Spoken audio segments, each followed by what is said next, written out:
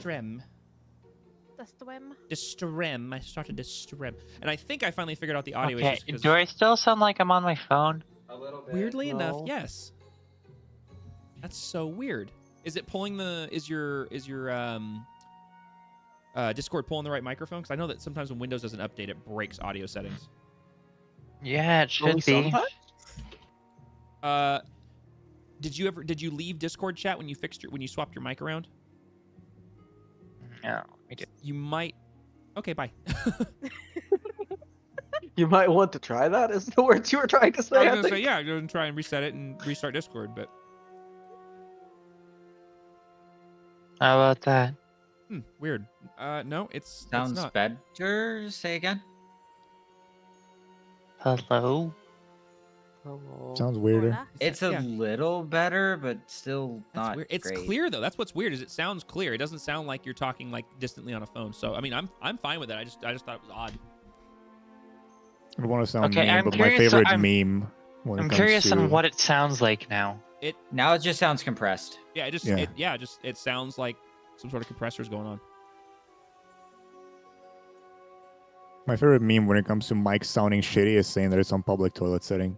I don't have anything that... My favorite meme about it is, oh, we're back on Xbox Live. I don't understand because they don't have anything that would be affecting it. Well, the good thing is it does sound clean. Like it doesn't sound like it's not garbled or anything. Wireless or wired headset? This is a brand new one because my old one died. It's probably just we're not used to that one. Okay, that's why. It's probably just different sounding. So you're probably fine. Yeah, it doesn't sound worse. No, it just no, sounds no, it just different. sounds different. That's all. Yeah. Oh, yeah, no, my other one, the cord, I don't know what happened to it, but it Damn, no I'm longer sorry. works. This week has been a week. I hear you. Mood. Food. All right. But as I was saying, I'm not sure how long I'll be around, just because I had to, since I have Ethernet, Mhm. I had to basically jury-rig my internet back to working. Oh no. Somehow, some way, my Ethernet cord on the outside of my house broke on the inside. So Huh. I am jury-rigged it until I can have someone fix it tomorrow. Gotcha. Well, no worries. We'll just play and we'll just see how things go. Is everyone? I think we sorted with most everybody. I'll just confirm this real quick. Does everybody have their character sheets in Foundry, leveled up to 4, and have all the stuff that you guys need in Foundry? I know there's a lot of D&D Beyond stuff that got like tweaked there. Totally good.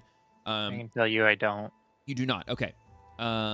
If you want to go ahead and it's already up and everything, so if you want to log in and do that, please feel free to do so. If you need help with anything, let me know. I'm just leveling up to 3.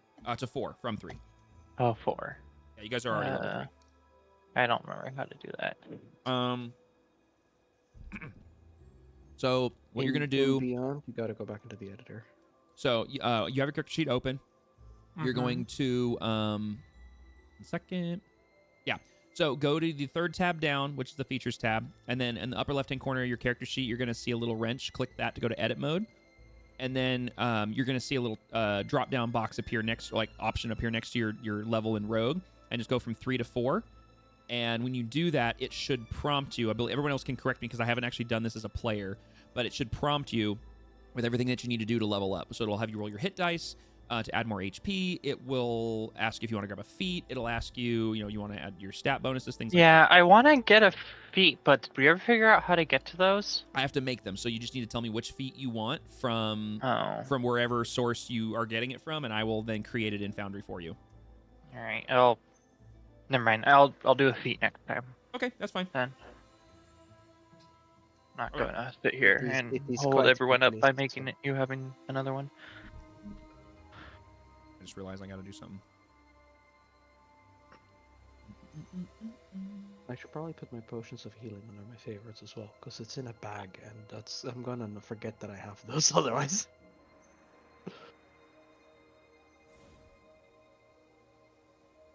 So I apparently have rope. Thank you Today for the I follow. Much remember. appreciated.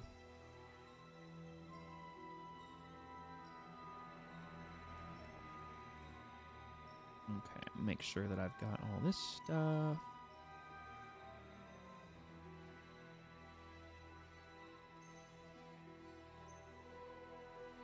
I like how the icon for a bedroll by default is just a pink thing that looks tiny. It's like an Athwin-sized bedroll, effectively, on the icon. I forgot to log in. I have to actually log in to Foundry within OBS. It's really weird. Speaking of Athwin, I'm gonna go grab the little owl plushie that I You have found an owl the other plushie? day. Yes. You have an actual. Plushie? I demand a picture Yeah, we inside need of our, pics or our didn't happen. Discord somewhere. Soon, TM. Give me a moment. I will bring it up. Oh, snap. Hunter, nice Yeah? to meet you. Very cool. I didn't realize that you were from New Day. Well, welcome. This is The what I New do when Day? I'm not on New Day. Actually, Yeah. wait a minute. I think everybody in this chat except Tyro plays on New Day. Oh, Monhold. Monhold. Except Monhold. Sorry, Monhold and Tyro. I was No like, wait a promises. minute. I am whitelisted on New Day. That's true. You're Spoilers for whitelisted there. everyone who Yeah. didn't And know. Monhold watches all my streams, so there you go. Yeah, I've never logged into it, but I am whitelisted Proof there. In of case I owl decide plushie. to leave retirement. Oh So my I'm goodness, I have that plushie. I'm supposed to know It's so four Oh my different god, it's so cantrips, adorable. but I only have one. That's weird. You said you're supposed to know what cantrip and you only have one? I'm supposed to know 4 different cantrips, and I only have one. You've been nerfing yourself. Yeah, let me... Sausage. Okay. Which cantrips Okay. are you supposed to know that you do not have? That is a good question. I do not know. Because the only one I see in here, you have innate, which is Hellish Rebuke, which is a reaction, and then you have Thaumaturgy, which is your base one. I didn't... Yeah. Let me look at your sheet here. Hold on. Where's Daxio? There you are. Wait, what? I'm confused. I thought you only... I mean, I'm only seeing Hellish Rebuke and Thaumaturgy even on your D&D Beyond sheet, so I'm not really sure which other cantrips you're talking about. Why do I have Oh, to when I I'm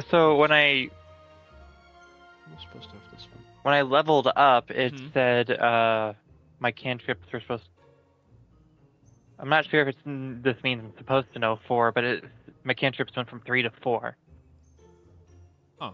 So you have That 3 means to 4 you used to know slots. 3. Now you have to know 4. Yeah, so you can pick Yeah. 2 more cantrips that you want to add because you only have 2. So it actually, is Hellish Rebuke considered a cantrip? No, it's a No. reaction. So If- technically, you if can it's pick in it- 3. I don't if know it's where to innate, pick them then it from. doesn't count at all. So to pick them, go to the compendium, which is the compendium pack is the little book thing on the top right corner. It looks has a little circle on it. It's next to the gears, and then from there, in the D&D SRD content, open that, and then there's an items and spells, and then hit spells, and there's a whole section for cantrips. Yeah. You know what that is? I don't think that's all. No, And it's also all not the all of them are it's all the available for SRD everyone. ones. If there's any that are missing, we can also look in the D&D Beyond spells and cantrips. That one should have a lot more. And then if there's even more missing from there, I can check. And I'd have to make them by hand, but I can probably bring them in. So, I forget, which class are you again? she's a rogue. I have been unintentionally nerfing myself. That's okay. We can fix it now. So yeah, go ahead and while you're doing that, go ahead and take your time, pick through whatever you want. You can pick 3, which is awesome. Why I'm does- confused how rogue. Wait, gets- did you? Oh, you're an arcane trickster. Yes. Did that add your Why- hit points? Like the ones you rolled for, did that add more? Yeah. Okay, good. Just making sure. Cool. Why is it not adding it underneath cantrip? Where's it adding it? It's adding it under innate spellcasting. What, for Hellish Rebuke? No, one of the cantrips I'm trying to pick. If it's considered a reaction, that's where it would go. It shouldn't ever be innate unless you're adding it from a race, which I don't know. And yeah, you should have had 3 cantrips, Mage Hand, and 2 other ones from the wizard spell list. So you're required to have Mage Hand, and then you can have, I That's guess weird. now. Why would it not add that? I'll add Eight Mage Hand to you cantrips? for you real quick. Oh, it is adding under innate spellcasting. What the heck? Also, according to this, you should have 3 cantrips and 4 spells. Yeah, I have no spells. Oh my guy. We love when things break. Yeah, as an arcane trickster, you should have 3 3 cantrips, one of which has to be Mage Hand Mage Hand, I just added. from the wizard spell list, Okay. and 4 first level spells from the wizard spell list. 2 Okay. of which must come from enchantment or illusion. Enchantment or what? Illusion. Or illusion. Those are schools of classes. Yeah, okay. Schools of spells. Words. Alright. All right. Well, that's fun. In that case, why don't you go ahead and take your time looking through those. Tyra, do you think you can help if Shadow has any specific questions on those? Do you think you can help with that? Yeah. Cool. While y'all are doing that, I will catch up stream on where we are at, as well as you guys. We'll do a quick little recap. Not a very long recap because all last session was combat, but so let me go ahead and get the right appropriate music going here because it's the wrong. We got the wrong vibes. Okay.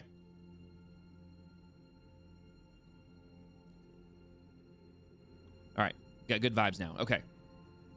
Is everybody? I know Shadow's obviously picking spells and stuff. Is everybody here? Mm-hmm. See. For now. Cool. All right, Melon, I think you're still muted, but I believe you're here, so I'm gonna go ahead and rock and roll. Hi. Hi. Okay, so last we left off, you guys were still down in the catacombs of Darun. You guys had finally completed the full spectrum of pillar puzzles that you guys had figured out. You guys had manipulated all of them, and all of the pillars worked together in congruence to unlock a secret door in the last pillar room that an entire wall was moved. You didn't see it move, but you heard it, and revealed a tunnel that led further on into the catacombs. Once you guys went in, you found several dead bodies belonging to city guards, and then immediately discovered a consortium of goblins, hobgoblins, and gnolls that were all kind of milling about in this large, abandoned, ancient temple-like structure that looked to be as if they were paying some sort of homage or penance or praise or worship or something to some sort of erected statue that you did not recognize, some sort of strange conglomeration of things to create a humanoid-like symbol. You then quite easily, all things considered, dispatched the entire group of baddies, taking a couple hits on the chin, but overall just dispelling with them pretty quickly.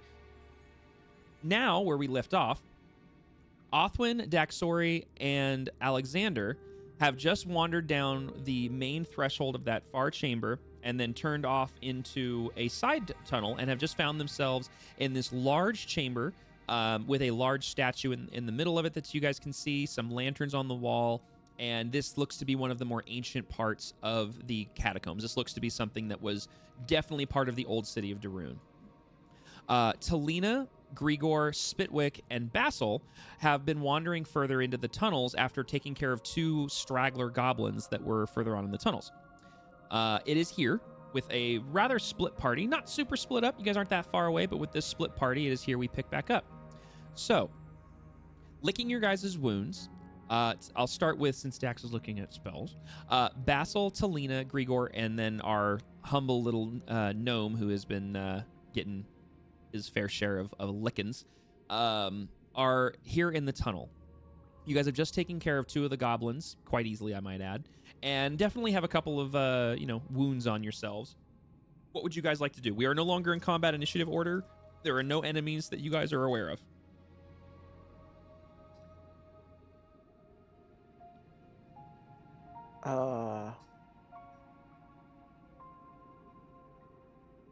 I'm sorry, I'm bad at names. Who's the person next to me? It's That's Grigor. right? It's Grigor. Grigor. Yeah. Next to you is Grigor. On the other side of him is Spitwick, and Basil has just entered the tunnel with his torch after getting kind of separated from you guys. Okay, what's with the running off? I There can't was see into fighting the and- darkness like you all can. I see. So you walk into a different dark. No, I guess this wasn't dark here. Fair. In my defense, it was. I'm bad at names. The the Grigor. the red one's idea. Oh, Daxori. I think it was Dexori's idea to turn the lights off. I don't remember. It's been a week. It was Basil's idea. Which Just is so hilarious he's because Basil close by. also can't see in the dark. Hence why he's showing up with a fucking Bright ass torch. Yep. Yeah, as you're talking to Grigor asking what happened, this is when Basil would walk in on you guys carrying his very bright torch. Selena would remember, so she would be like turning around, gesturing at the hallway, going, yes, your idea! My idea for what? Turning off the light. At least that's what I interpreted when you did your hand over the torch thing. No, you understood it correctly. See? His idea. So while you two are conversing, you can tell in your immediate surroundings there are no more goblins down here. You seem to have gotten rid of all of them. And you can definitely tell that the tunnel does continue on further. You can see that there are torches further down in this general direction where there is illumination happening down that way. And as this is kind of an over the table reminder. You guys know that you guys have ventured down into these catacombs because you're trying to get somewhere. You were told, with no uncertain terms, that you were going to be taking a sort of shortcut to get you across the entire city of Darun to what is believed to be a hideout, a stronghold for the Low Hood gang that you're trying to get to. I know it's been a while since we actually did that, so I'm trying to I wonder if they remember why they're down here. So, the bit, whatever your name was, this is the way, or is the other way the way? You talking to Spitwick? Yeah. Spitwick looks up at you and he's like, and you see him looking around the corner from where Basil just came, and he's like, okay, she's not here. I haven't been down here in a long time, and I don't remember that whole pillar thing from before, so my bad. But I think this is the way. I'm pretty sure this is the way. Bridge. This is the way. Yeah, I think this is the way. Where's your We should friends grab at? I was just about to say we should grab the others and then go this way. I'll tell you what. I'll stay here. I'm gonna wait and not get close to the red one, if that's cool. And I will make sure that nobody falls up behind you. And he kind of taps his spear on the ground as he does so. Basil's just have gonna any way- motion. I'm just gonna motion. Basil's motioning over his shoulder. They went into the large room with the broken statue. I came back to find everybody else. I'm not a fan of leaving a single person behind. Nah, don't worry. I'm used to this. Your funeral.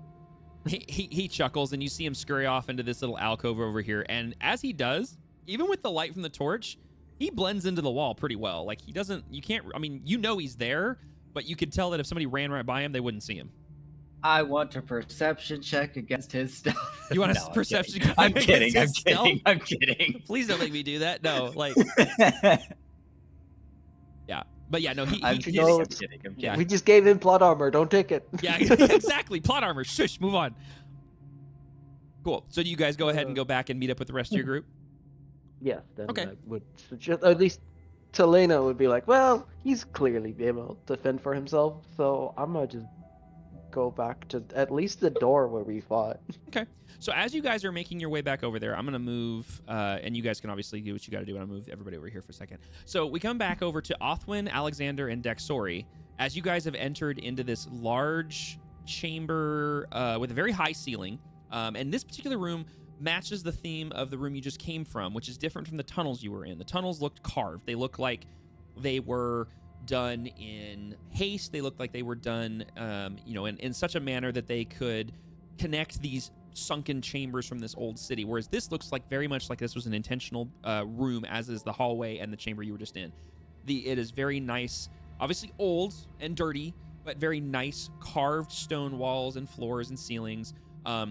2 large lanterns hang in front of you, illuminating most of the room, but there's also obviously some torches in here as well. In the center of the room, that all 3 of you would very easily see based on the lighting in here, you see a large stone statue that goes almost to the ceiling, and the ceiling is probably it's probably close to 30 feet high in this room. This is a very, like, the stairs brought you down about 10 feet from the chamber behind you, but then the room itself is about 30 feet tall from floor to ceiling, and the statue is about the same height. It's very large statue. You can tell that it is a humanoid looking figure wearing robes with a hood, and you can't see the face from this angle as you're looking at its back, but you can tell that the statue is old, carved very well. It's very detailed. Looks like this is something you'd see in some sort of a castle or a temple or something of that has a lot of money behind it. And it is basically all it's doing is standing at full height, with a left arm down at its side. I'm sorry, right arm down at its side, and its left arm out pointing in front of it. And the room is basically empty beyond that. And as you venture into the room, as Daxori starts to investigate and sniff around, you guys notice that the wall, completely facing away from you, is just completely caved in. There's just rubble all along that back wall, and it's easy to tell that probably when the city fell centuries ago, this part of the room probably didn't make it, and there's just rubble all along this back wall. Backstory would cautiously approach the statue and kind of like look over it and see if she can see anything that Okay. would be of curiosity to her. If she can make out see if there's any symbols or anything like that. Okay. Go ahead and start rolling the investigation check.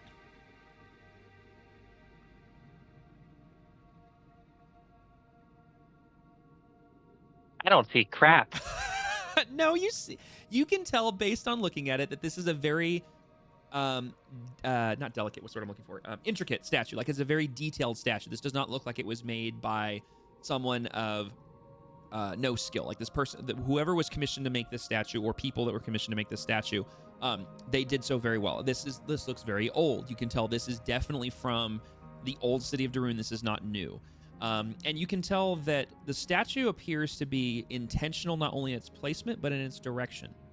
Beyond that, you can't tell much. Now, I will say that based on the fact that Daxori is not, she's been around. She's not, she didn't just wake up yesterday. This is the only thing in this room. Besides the lanterns and a couple of torches and the rubble, the only thing in this room is the statue. And she can tell by looking at it that while the details on the statue don't immediately set off any alarm bells or any, hey, I know what this is, the direction that it's pointing seems intriguing to Daxori. Her eyes would follow the direction that it's pointing, and she would look to see if it was pointing that way in order to give basically directions, or if it was pointing that way because there was supposed to be something there in terms of something inscribed in the wall or something like that. I mean, she can definitely look at the wall, but as she looks at the wall to where it's pointing, it's all rubble. So you're not sure what's behind it. It could be both of those things. Would she have been? So she won't be able to tell if there was an opening there or anything like that. If you want to, I will say this because you were rolling an investigation on the statue. If she would like to investigate the wall it's pointing at and roll me an investigation, or if anyone would like to do the same thing, you can roll me an investigation for the wall, which is down here. Okay.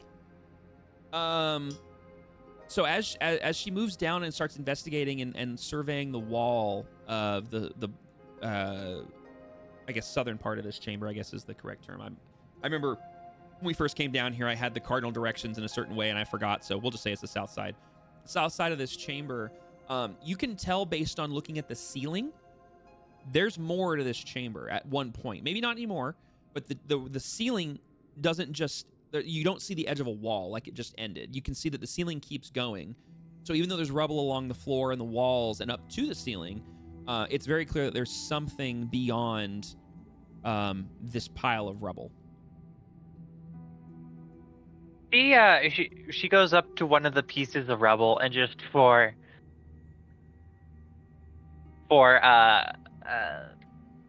the sake of curiosity and that she wants to know what's behind there, she's gonna try and lift a piece of one of the boulders. Okay. Is she just lifting something that's kind of small, or is she trying to get one of the big chunks? She's trying to get any chunk she can lift. Okay. I mean, without even making you roll, Daxori would be able to find something that she thinks that she could lift, and yeah, you could easily pick it. I mean, it's a rock. It's a big chunk of stone, so you could definitely pick it up. Okay, so she's gonna pick it up and she's going to try and start, gonna try and start making her way through the rubble to see if she can see what's, Okay. what's there. So if you're going to try to get through it, I'm going to have you roll me a strength check, not for can you pick up rocks, because I'm pretty sure you could pick up rocks, but I want to see how quickly she'd be able to get through this. And now while she's rolling this strength check, everybody else now is in the chamber, sort of Spitwick, who's faithfully guarding the tunnel that you guys came from. That is a really good strength roll. And you guys, as you guys enter, you guys see the same thing Daxori saw. You see the large statue, you see the lanterns, the torches, and you see Daxori along the back wall, slowly starting to move her way through this rubble. And with a 19, I'd say that you would be making pretty good progress through this. You definitely would want some help. This is a lot of rubble. This is not a one-man job by any stretch of the imagination, but you're not going to have any problem moving most of this rubble at a pretty steady clip. I'd say if you were to do this by yourself, in about an hour, you could probably clear a good chunk of this. You're not going to clear all of it, obviously, but you could clear enough that you could probably get to where you believe the back wall could be in about an hour by yourself. Now, you do have 5 compatriots with you, so that's a different story, but... Mm-hmm. It's that you think that Talena can lift. I mean, we're just talking... I mean, obviously there's some big chunks of boulders here, but there's obviously... It's rubble, so there's tons of stuff that could be cleared if you wanted to. Fair. This is a Ty asking Neon thing. Okay. I can see a door icon here. Is that supposed to be here? So, apologies, thank you. Do we know that's the doorway? Yes, so as you guys walk in, you do see a doorway behind you. However, it is very clear that this door is massive, and it is very clearly barred. Like, you can very clearly see a large wooden, what's the word? I mean, it's a lock, but it's a big wooden beam, essentially, that is going from side to side. This door is very clearly was barred from this side, but it is very much closed. So yes, there is a door there, but it basically looks like, I will say this. Selena, roll me a history check, please, and I'll give it to you. Yeah, just roll straight history check. History is this one. Normal? Yeah, just normal, straight roll. Yo, first nat 20 of the night. Let's go. Yeah, so okay, with a nat 20, yeah, you basically, by looking at that door, looking at the statue, this chamber, the lanterns, the floor, the ceiling, everything for you starts to make sense, and you realize you are standing in probably what used to be some sort of entrance hall or entry chamber for either a temple or some sort of chamber for a ruler of some kind, and that the large door looks to have been sealed from this side to the other side, to try to keep some form of combatant, some sort of threat from coming in, and that you are standing in probably a pretty either sacred place or royal place. But just for my sanity, the door north of us would then lead to the quote-unquote outside, or a more outside room than this one. Well, maybe, but because you if have it's to remember, barred from this side, then it would probably be barred from the inside. yes, but you also, with that kind of a history check, know that this entire part of the city literally fell into the earth centuries ago, and that while it probably did used to lead outside, now who knows where it leads? It could lead you to another tunnel. Gotcha. It could be a rock wall. Like, it probably is not going to lead you outside because you know you're underground. Gotcha. Well, I will use this newfound knowledge to tell an inspiring story of some form of royal from before, and I will inspiring later on. I forgot to target people. It's okay. You haven't applied it yet, so just go ahead. Yeah, just go ahead and target everybody, and then hit healing. Are you all within 30 feet? I'm assuming you're all within 30 feet. If Hold not, on. I use the 10 minutes to walk around and make sure everyone's within 30 feet. Actually, if you take one step to your right, everybody's within 30 feet of you. Okay, well, let me just. Can I do that without? Hey, look at that! You moved 5 feet to the right. You are now within range of everybody. Arrow Everybody keys gets also 7. work to move. Yes, they do. Not while you're in another window. But yes, everybody gets 7 temporary hit points. It didn't apply it. That's weird. Go ahead and just. Oh, I'd probably need to redo it because I targeted people after. There we go. Yep. Okay. thing. Boom. Yeah. Everybody now has 7 temporary hit points. 3. So yeah. So as you guys are sitting there, Daxori, you're huffing and moving these large bricks. I see Basil moving over. Is Basil assisting Daxori in clearing this rubble? Yeah, Basil, go ahead and do that. Is there a sconce or anything that he could place his current torch in? You could or hang it from the somewhere? you could hang it from the torch right there. So there's basically it'd be 2 light sources, but you could definitely do that. So we'll go ahead and just leave the torch in that area. Okay. And then start helping Dax move some stuff. Go ahead and roll me a strength check as well, and we'll see how much of a assistance you can do. And as you guys are doing that, basically, you guys are sitting here and you're focused on this task of now clearing this rubble, and you hear Talina just rattling off this history about what she believes this chamber used to be and the ornateness and the beauty of it, and it's just echoing off the stone walls. Okay, cool. So yeah, you guys both rolled a 19. So you guys literally just by yourselves could probably clear this entire and clear a pathway to where you believe the wall could be in probably about 30 minutes, if nobody else decides to help you. Sweet. As everybody just sits there watching you guys huff bricks. Hey, it's Vaseline fine. breaking a sweat. What do you mean? I'm gonna assume that bless is expired by now. Oh yes, if anybody still has the. Well, actually, how long does bless last? A minute. Oh yeah, it's long. And I Anybody who spent still has 10 minutes bless, make sure you take it monologuing, off. so- It's gone. Which means Othwin, you can remove the concentration on your. Actually, wait. Bless is concentration, right? Yeah. Wait a minute. If bless is concentration, it doesn't last for a minute, does it? I have. Oh, concentration up to a minute. Yeah, you can go ahead and remove concentration from Othwin. I was like, wait a minute. Am I good to just delete these effects Yeah, reapplied. there? You can if you want, because anytime somebody gives it to you, it'll reapply them. So it's up to you. If it's something that's going to be toggled on and off pretty frequently, you can just leave it. I'll just leave it there. But it's up to you. It is because, like I said, as soon as they cast it on you, it's going to add it back. So, cool. Okay, so you guys are clearing rubble. Talina is admiring this chamber. Grigor, Alexander, Othwin. What are the 3 of you guys doing? You guys see 2 of your friends are clearing some rubble, and one has just inspired you with her great words and is giving you some temporary hit points. What are you guys doing? I'll call them TVs.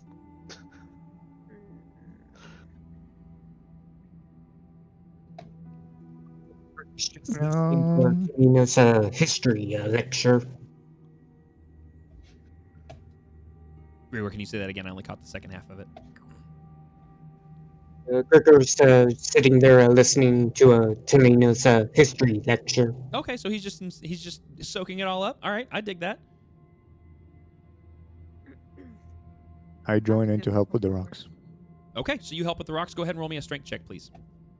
See how your efforts will aid. That's one of strength. Let's go. That was a saving throw. All of you guys. Oh, it was a saving throw. Okay, go ahead. I mean, How do I do a regular? Well, it's okay. We'll just leave it as a 19 because so you rolled. You rolled your strength. Wait, hold on. Hang on. Wait a minute. You still have bless on, I think, because you have a. It's D4. without a D4. Yeah. Yeah. So I I'm have getting that rid of on me. your So I'm getting rid of your blessing. oh, I mean, without it's still 18. So I rolled an 18. rolled an 18. Yeah. Okay. Wait, no. Okay, cool. All right. So yeah. So Plus still, one, plus they one. rolled Yeah, 19. So I you're guess. 18. Yeah. So you guys will be able to. We'll be able to get through all of this probably in about 10 minutes at this point because of the 3 of you guys working pretty diligently. So Helpeth. yeah. So So while you guys are wrapping that up, I need to check something quick. I'm looking for a thing. I love when my notes aren't noting like they're supposed to. I love that. It's great. How rude. I know. Y'all have notes? Bro, if you could see the stuff I have, which I will never show you for obvious reasons. I've been I will hack your streaming computer to see it. D&D. Yoink. Never. No, you will not. Where the heck? I've streamed DMing D&D before. Well, listen, I won't Yeah, I meta, know. okay? Where the heck? Oh, here we go. Found it. Okay, we're good. We're good. We're back on track. Okay, so as you guys, let's see if I can do this. This is gonna be interesting. So as you guys are clearing some of the rubble, you guys are able to basically carve a path through. Let me get rid of some more of this for you. I can select what I need to select. There we go. Okay, I believe.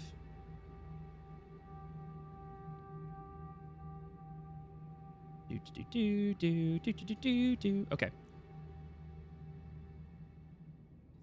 This is where things get weird because I have a bunch of walls built here, so I have to. I'm gonna move you guys myself because it'll make things easier. So, Daxori, you'd be the first, and you'd be able to squeeze your way through this narrow passageway. Alexander, you see that you can go around this way. Basil, you coming up behind Dax. And I'll deal with the visibility here in a second because there's walls in play, and walls are being weird, so just bear with me. Man, notes ain't noting, walls ain't walling. I know, man. It's like the tech isn't teching. I'm sorry. What were you saying? I'm moving you guys. You guys are basically narrowing, squeezing yourself through this narrow passage, and you notice that there is this Dax. You'd be the first one to see it, and then Basil and Alexander would be the next. You guys notice that there is just the remnants of a carved out passageway that leads you further back into the chamber. And you guys should be able to move yourselves now while you guys are doing that. Yeah, I don't think I can. Dax sees something good and would immediately start approaching it, but very cautiously, making sure that she checks for traps or anything like that. Okay, so you want to go ahead and check for traps? We can't move there because there's a wall. Oh, there is. Shoot, sorry. Okay. Oh, at some point during her monologue, she would probably inform the rest that Spitwick is waiting on the other path and that he thinks that's the way. Okay. In case people were. Dax wouldn't care. She's focused on this. Yeah. So give me 1 second, Dax, because I'm gonna see if I can figure out a way to do this. Would you return Basil's torch to him? Did he go back and get it? Or would he have gone? Let me put it this way. Would he have gone back to get it? Let me put it that way. He would have done so before going through the wall. Okay, cool. Then yes, I will give it back to. Where'd he go? Where's Basil? He's in the darkness, right underneath your cursor. Oh, he's underneath Alexander. Okay, I was like, where'd he go? Okay, I can't see Alexander. There you go. Give me a second so I can fix these walls. People can actually see things. I need to figure out a better way to do this. Oh, you know what I should have done? I should have made a secret door. That would have made life so much easier. Oh, well, look at that. Ta-da. We learned it. Well, maybe, but I have to actually, like... Oh, this was a bad idea. Okay, it's fine. It's fine. The lag. Yep, it's fine. Okay. So, anyways, as the three of you make it back into this this area of the chamber, you guys basically come around the corner and see two large statues that are made of, you believe stone, but they're polished, they're shiny. They basically look like they've been untouched in who knows how long. And basically two large statues, the same height as the one in the other room, and they're holding large swords straight to the ground. And then in between them is a large chest, and the chest basically has... You can tell there's something in it. I'll just put it that way. It's very clear that there's something within the chest. Now, you said you're checking for traps, Dexori? Yeah, she's gonna approach, and as she's approaching, she's checking for traps. Okay. Go ahead and roll me an investigation check, please.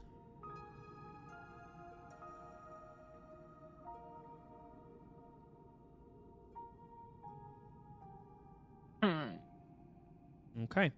So you're checking over the chest, and you're looking throughout it, all of it, and it doesn't appear that there's any sort of traps that you can see at first glance.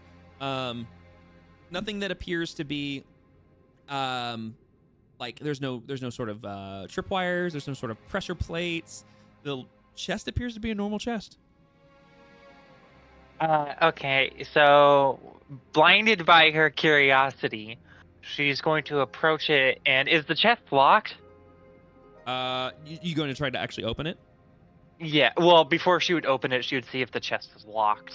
I mean, so the chest does have a very large embedded lock on the side of it, like, you know, the kind where you have to stick a key into the chest. So it's very clearly has a lock on it, and if she goes to lift it, it's stuck.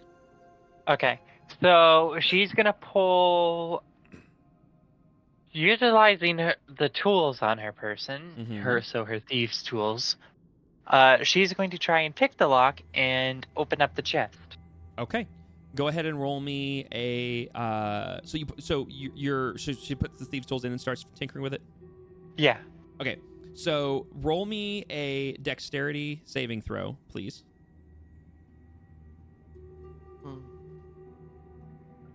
I have been in this situation before.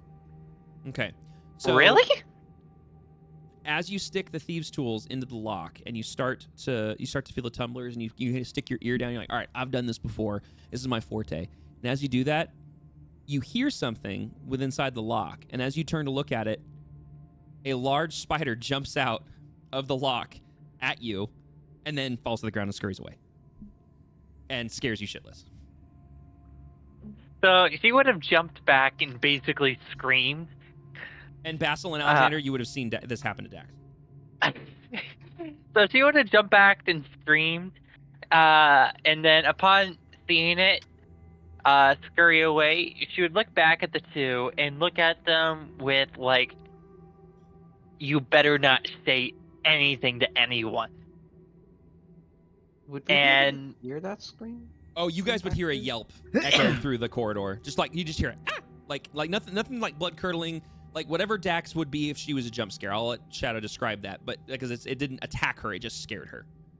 it's not blood curdling, and it's more of like a surprise small little yelp. Yeah, I'm gonna dash that direction. Attempted movement collides with at least one wall. Does it? That's unfortunate. Yeah. Merrick would just give you a solid on. smile, but he would also nod.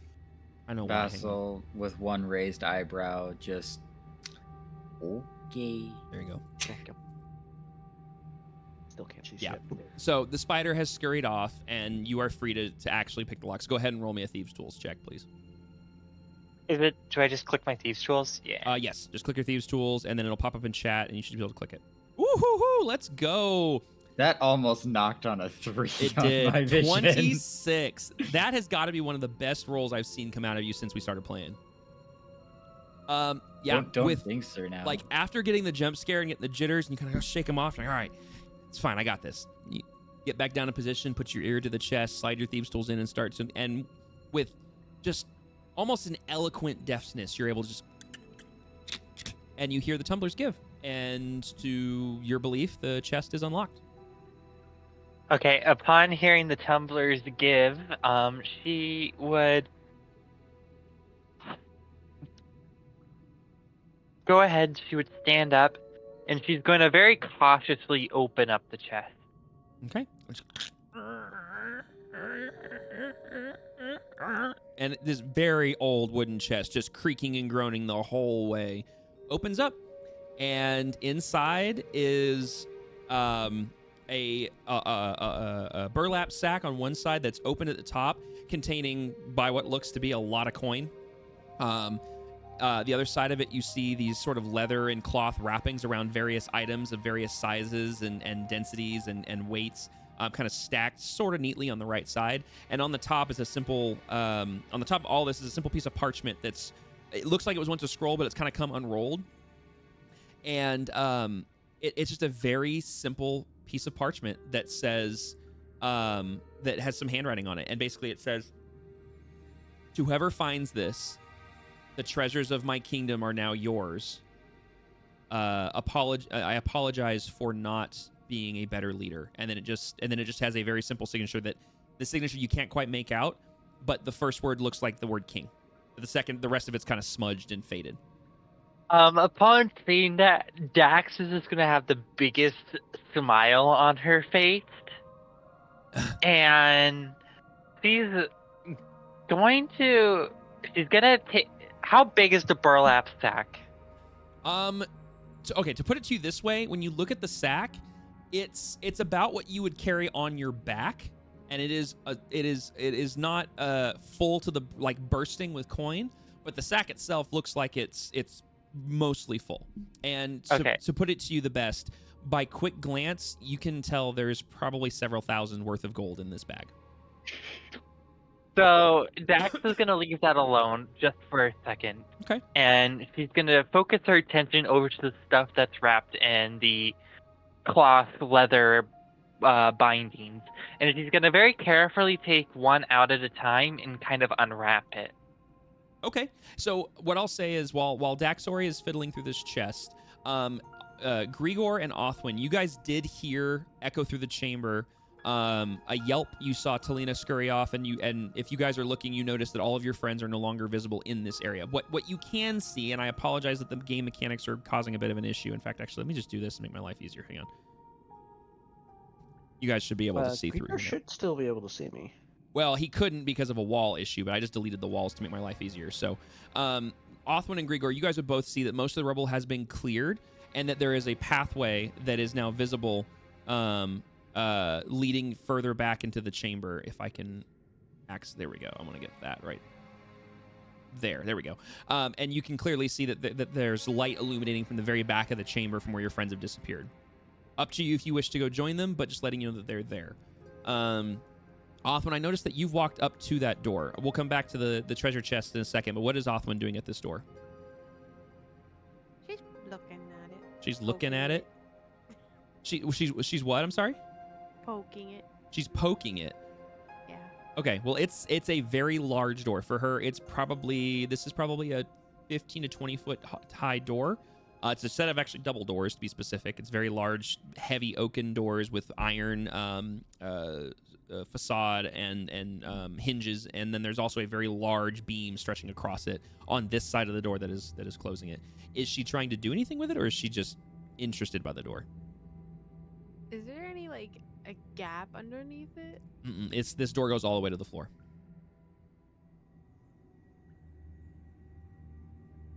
I will say that while the door does go all the way to the floor, the gap between the doors, I mean, it's not very big, but if she wanted to just peek through it, she could. Yeah, she's gonna peek through. Okay. So basically, if Othwin goes up and looks through the door, she's gonna see on the other side. Does she have dark vision? Yes. I believe we gave her dark. Yeah, we decided on that. Yeah, last we said it session. would make sense for her to have dark vision. That's right. So if she peeks through the door and looks to the other side with her dark vision, she'd be able to see. Let me see the distance on this. Yeah, she'd be able to see the faded outline of essentially some sort of room / section of this cavern that's mostly empty. Actually, it's almost entirely empty. There's a column of rock that's holding up the ceiling, and it looks like someone had carved out another chamber at some point, but there's nothing in it. It's dark. There's no lanterns. There's no torches. It's just a big empty room. And that it does look like maybe there's some more of the chamber kind of off to the left, but you don't see any light. You don't see any more goblins. You don't see any torches. There's nothing. Upon that, she gets bored of the door. Okay, so she scurries back into the room. Grigor, did you decide to join your friends, or are you staying with Othwin?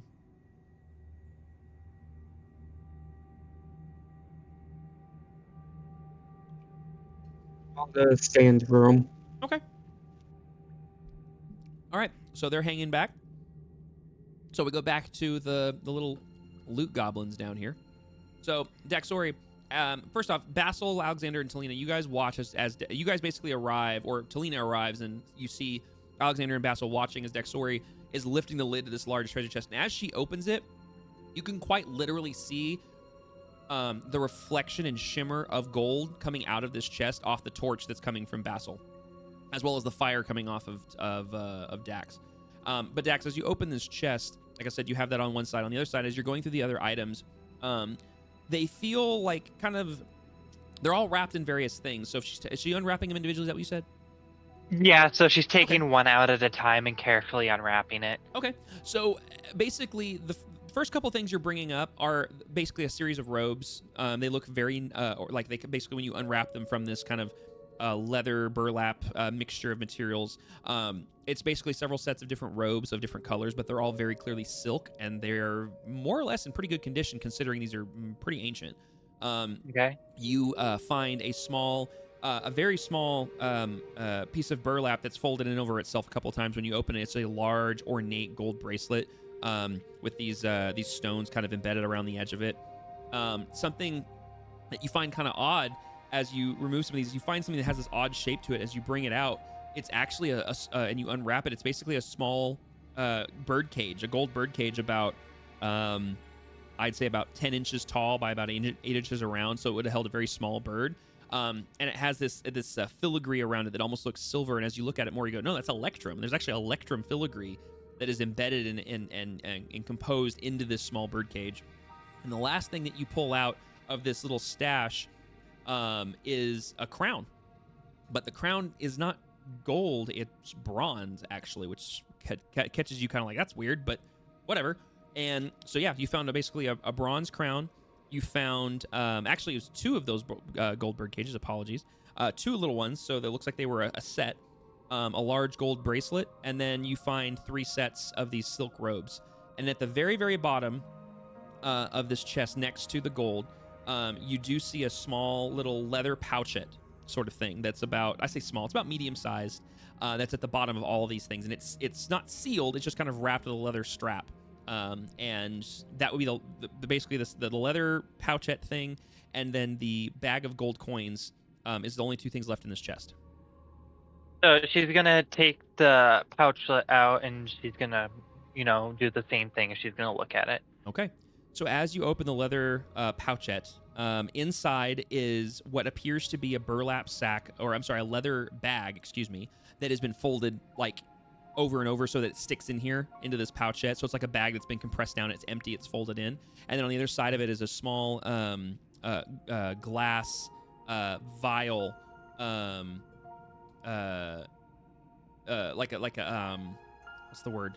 I can't think of the word. It's basically a vial of this sort of pinkish, reddish liquid. And they're basically perfectly laid into this leather pouchette on side by side. Okay. So she would have, as she was taking it out, she would have put everything neatly. So once she had looked at it and seen what it was, she would have folded it. She would have wrapped it back up and put it neatly down next to her. Okay. And once she has looked through everything, she's going to go ahead and the backpack that she's wearing, Mm-hmm. she's going to go ahead and take that off. And she is going to nicely put everything, not the gold. She's not focused on, so has nothing to do with the gold burlap sack yet. Okay. But all the other stuff, she's going to neatly and nicely put it into her bag. Okay.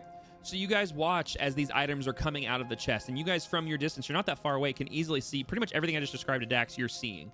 The only thing would be the leather pouchette you wouldn't get a good look at because she closed it. But everything else, you see the silk robes, the gold bird cages, the bracelet. And I will say that you're able, with your backpack, you're able to fit everything probably pretty significantly, or pretty successfully into your backpack. Leon, Yes. you're streaming something else other than you're thinking. Whoops. Thank you. You're not supposed to be looking at it. You're supposed to be listening to music, dude. I'm looking at Monhold in chat who's pointed that out. Well, thank you, Monhold. Monhold, you're supposed to listen to music. Sorry. Anyways, they just meted themselves, chat. Can you believe that? I didn't. Monhold just Single meted one of the himself. perks, baby. Yeah. I lost my train of thought. Yeah, so you're basically able proud of y'all. You're able to fit pretty much everything in your backpack. I will say you'd probably have difficulty fitting the bird cages in there because while they aren't very large, they're just kind of awkward shaped. So you probably would need some help with that. But you guys are watching as She would have, if it came down to it, I assume she would be able to open them, right? the bird cages. Yeah. Yeah, they're not locked. They have a simple little clasp. So, and if she needed to, she would have put like some of the stuff inside the bird cage to put it in her bag. Okay. Yeah, there's 2 small ones. They're about 10 inches tall, about 8 inches round. Yeah, so if she could get something to fit in there, she would. That way she can make it fit. Okay. I don't know how to add these to my inventory. What was that, Tyro? I was I'll gonna have to do it for you. Character. Oh, go for it. While you're doing that, I'm gonna do this. Hey Dax, can I see one of those? As she points at the bird cage that she's opening to put stuff in. She's gonna look back at her and she holds on to it tightly and turns and asks if I hand it to her, will I get it back? Yes, you found it. It's yours. I just want to see if it's special any kind of way. With that, and Selena not having given any reason for her to doubt, she's going to take one of the bird cages, one of the ones that she hasn't put anything in yet, and she's going to kind of hold it out in her hand next to her for Talina to come grab. I'll look at her and grab it. And while she's doing that, she's going to put everything else into her bag. And then she's gonna, as she's also waiting for Talina to come grab everything, and while she was putting the rest, after she had put the rest of the stuff in the bag, she's gonna kind of so that they all can hear it, say, "There's a lot of gold here. I doubt we'll be able to bring it with us, so I'm not sure if we want to try and divide it up amongst us to carry, or what. But I'm definitely gonna need to bring at least some of it back with us."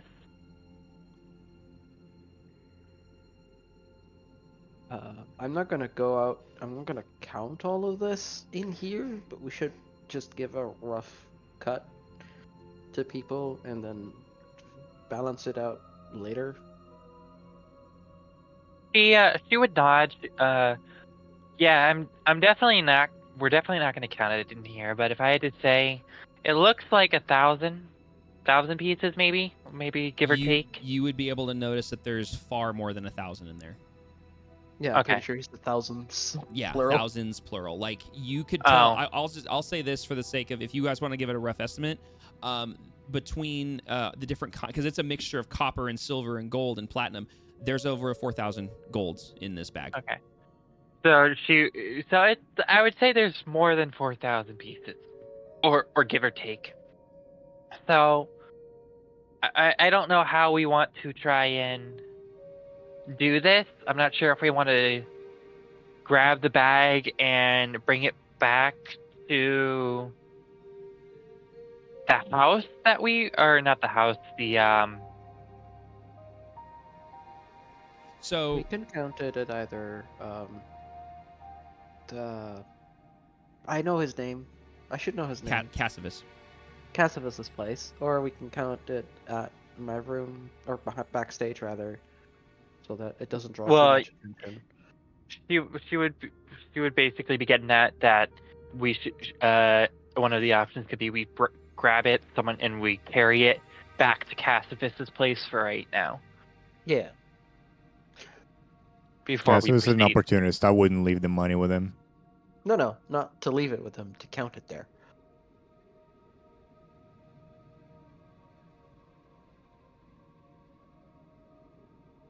Anyway, Yeah. while we're discussing this, Telena's taking a very close look at the cage, and like if it's in any way, shape, or form dirty, she's just gonna cast prestidigitation to clean it up and see if there's any kind of marks or symbols or any kind of like magic runes or anything inscribed in it. Okay. So she's prestidigitation on both bird cages, and the dust and No, just the one that she was given. The other one. okay. Apologies. I'm sorry. So you take the one that you're holding and you cast prestidigitation on it, and it cleans up, and it looks very fancy and ornate. And you can tell just by quick glance, the one you're holding matches the other one almost perfectly. If you were to clean it up, they would be a perfect set. There's filigree on it, so there's design, but there's no markings, there's no language anywhere on these. They look just very nice and clean and ornate, and they look like roll me a would fit this. You know what, we'll make it easy. Roll me a perception check, please. I almost clicked persuasion, which would have been a lot better, but it isn't. Persuade that the ain't good. unseen into appearing. Right? Yeah. Yeah. Okay.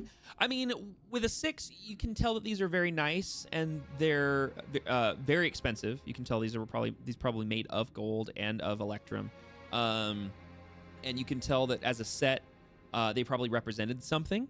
And being bird cages, who knows? These could have been lovebirds. These could have been some sort of peace offering. They could have been messenger birds.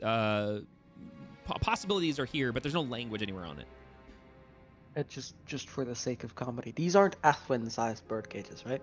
Actually, they're smaller than Othwin. Okay. Yeah, these are, because I said they're about 10 inches tall, about So 8 the inches answer's round. no. So you could fit Othwin in here, but she would not be happy with you at all. She would be very mad you are stuffing her to a bird cage where she can't move. Okay. Leave that to the player to decide.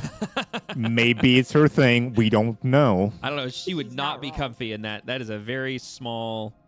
That is a very small bird cage for her. Yeah, burb jail. Yeah. Fastest way to get fireball from a cleric. Also, I'm trying to help you guys out with the divvying up things here really quickly. So I have a tool for this. So, okay. No, you're all good. So I also goofed a bit on some of these items. So I'm just gonna basically I'm gonna tell you in roleplay in the game, you guys have these robes and these this bracelet and these bird cages and this crown. I thought this was something I had in my item thing and I don't have it. I apologize. So you guys do have these expensive items, this loot in your inventory. You guys can choose to do with it what you will, but you do have them. I will deal with adding them to the catalog later. As far as the money's concerned, do you guys just choose to split it up? 'Cause I can, Yeah, right now to just carry it, so we're probably putting it in a small bag or another. It's in a bag. It's Okay. in a burlap sack, ready as is. So if one of us would hold on. So before I continue, would they be trying? Would they be speaking, like thinking about how to carry this back out loud, or? it's up to you.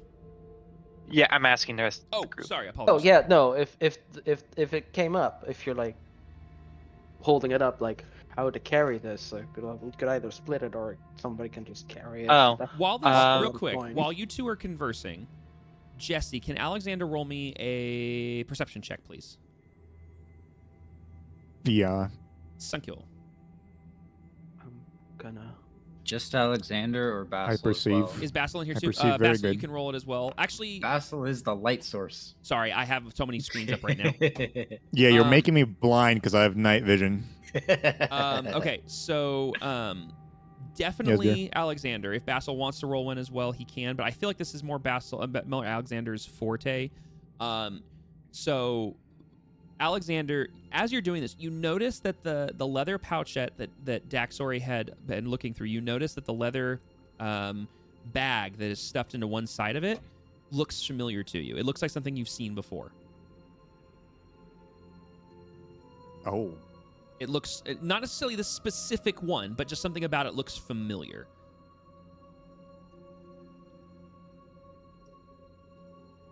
Immediately, I think, as I noticed that, I would walk up and just politely go, "Hey, can I take a look at that?" As I point at the pouch. Dax would look back at him, and you can tell she is very uncomfortable with the idea of letting other people look at this stuff. She already doesn't really want to split the gold, but is willing to. But this stuff, she's like really not wanting to share. So it takes her a minute to kind of decide whether or not she wants to hand it to him. Eventually she does, but she mutters that she will need that back, please. Speaking of giving things back, Hmm. and Telena points at the bottom of the cage and shows a little, like, small mark or insignia of sorts on the bottom of it. And he goes, "Does yours have this too?" And by yours, I mean the other one. They're both yours, but you know what I mean. She would raise the one that she had already put in her bag out, and she would look at the bottom of it to see if it had one. There'd be no mark on the bottom of that other birdcage. She's gonna shake her head no. Okay, well, remember that one of them has the mark, and it might be of interest later. As she hands it back to her or to the burlap she put it on. Dax would nod, and as she's taking the birdcage back, she would thank Talina for giving it back, and she would carefully put them both back into her backpack. And the last thing she's kind of just waiting on is for Alexander to kind of look at the pouch that she handed him. So, Alexander, as she hands you this pouch and you take it in your hands, are you handing him the whole leather pouch with the little vial and the bag as well? Like the folded up bag, I should say. Like the basically, it's a big wad of leather, essentially. Yes, she is, but but as she was handing it to him, she says she will need that back, please. And she hands it to him very reluctantly.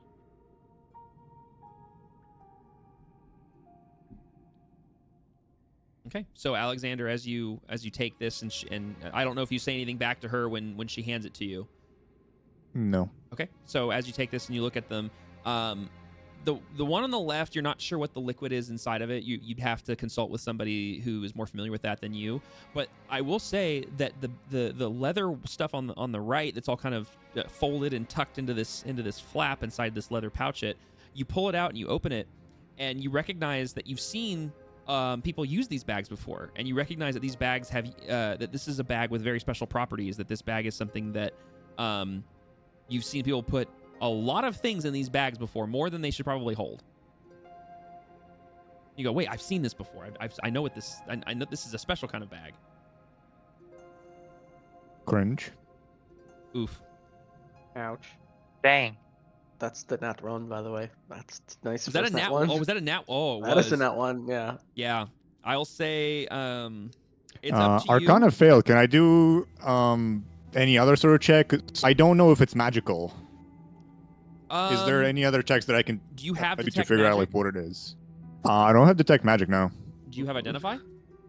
Nope. Okay. You guys I'm not make it looking for hard- like you guys I are gonna haven't make it hard identified to give magical you fun properties. things. We have no way of finding out what the fun things are.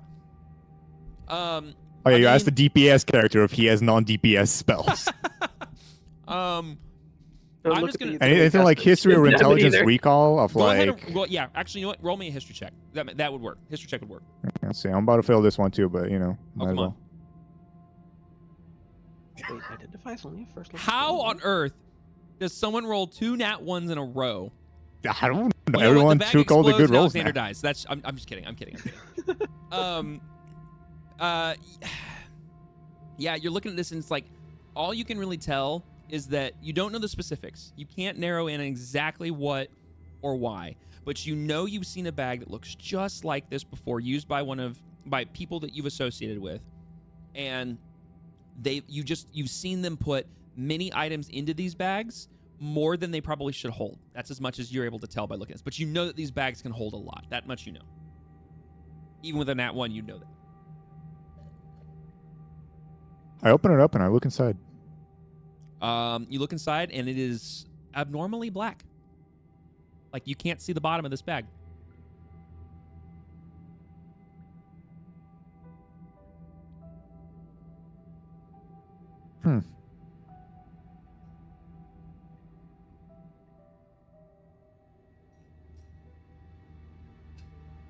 And you notice, Dax, since you're standing right next to him, when he opens his bag and looks in it, you can't see, like, you look inside the bag, if you're standing right there and you catch over his shoulder or just catch a glimpse of it, you can't see the bottom of the bag either.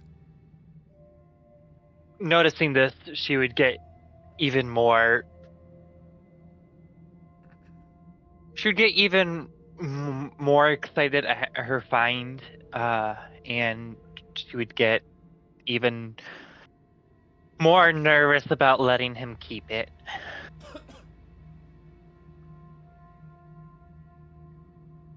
Oh, Merrick just gives everything you gave him back and stands up and walks back again. Okay. So She would. go ahead. Go ahead. Oh, I was about to say she's gonna take it back, and having seen that it's just pitch black and she can't see the bottom, she's going to out of curiosity, she's going to take a piece of bronze Okay. from the coin bag and put it in the bag. Okay. Go ahead In a and small little go ahead and pouch. knock one piece of piece of bronze, piece of copper. A piece of copper, Okay. sorry. Go ahead and mark one copper off your sheet. Or wait, are you taking it from the big bag? Yeah. Okay. Apologies. Okay. So you take one copper out of the chest and you drop it in the bag and you see it disappear inside the bag.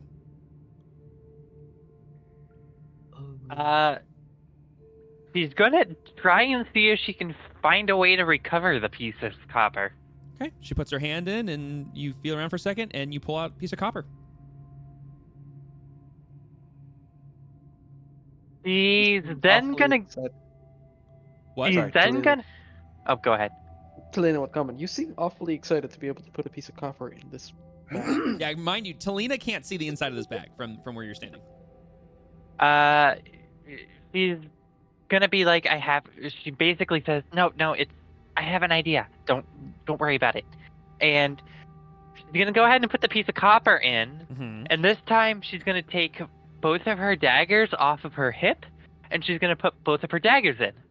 Okay, yeah. Take both of your daggers off, put them in the bag, and they're in the bag.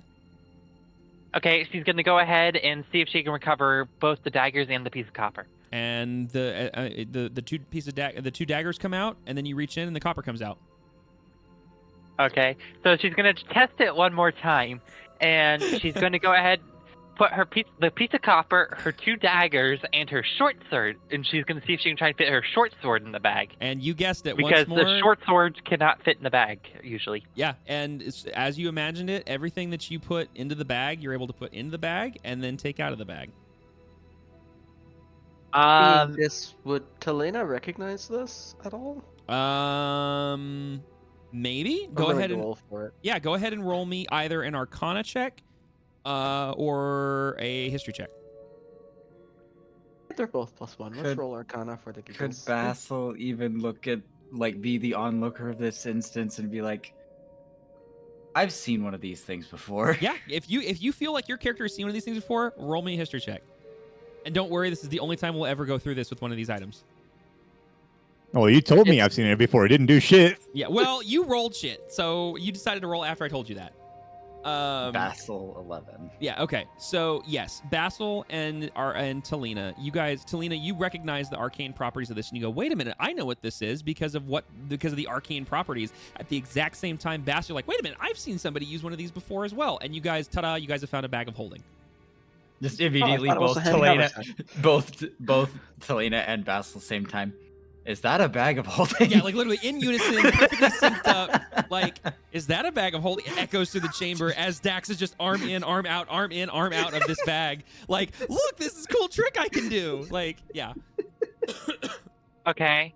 And she was gonna turn to them and be like, what's a bag of holding?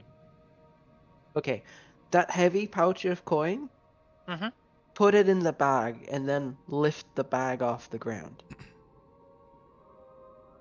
So she's gonna do exactly what Lena said. Is she's gonna start once she had recovered her item, she's gonna put the piece of copper in, and then she's gonna go ahead and start taking coins from the burlap bag within the chest and Mhm. putting them in the bag. So The moment she takes out a second coin out of the pouch, she goes, no, the entire burlap sack. Oh, nodding and understanding, she's gonna take the burlap sack and try and put it in the bag. Okay. I mean, it would be. I mean, you'd have probably do it in like clusters of it, or like you doing the whole, like you picking the whole bag up. She's going to do enough clusters of coin to be able to fit the burlap sack in. Okay. So yeah, I'm not even making a roll for it. Over a couple of seconds of you doing this, you are able to get the whole bag into the bag of holding, and you now have all of the money. Which I was going to do this differently. So is Daxori holding all the money? Yeah. I mean, in the bag of holding at the moment. Okay. All right. Let's see. I had a tool for this, but it's designed to split it amongst the party. So It's fine. I'll So do this. if Ty remembers the lore of Bag of Holding correctly, when you lift it, it shouldn't weigh any different. No, it doesn't. It weighs 15 pounds at all times, regardless of its content. It weighs 15 pounds. And if you check your inventory, Dax, you now have a Bag of Holding. And because the other leather pouchette that Alexander handed back to you, if I can find the thing, hold on. There it is. You also have. You don't know what it is yet. What? I don't see it. Go to your inventory. Forget how to get to party inventory. Well, no, not party inventory. Your inventory. It's the second tab on your character sheet. And Oh yeah, okay, I see it. it's the big square in the upper right hand corner. Yeah, I see it. Unfortunately, you also have a chest. I don't know why it's doing that, because all the same items that are in your chest or in your backpack, I have to fix that. I'm not really sure what's going on there. But you have a backpack. I'm basically RPing that the little chest is this tiny little chest inside the backpack. That's how I'm just doing that. Mhm. But yeah, you have a Bag of Holding, and inside the Bag of Holding, I will add all of the monies real quick. Give me a second. Okay. Because the Bag So of I've Holding got- can't hold the money. Okay. So I've got the Bag of Holding, the money, the 2 bird cages.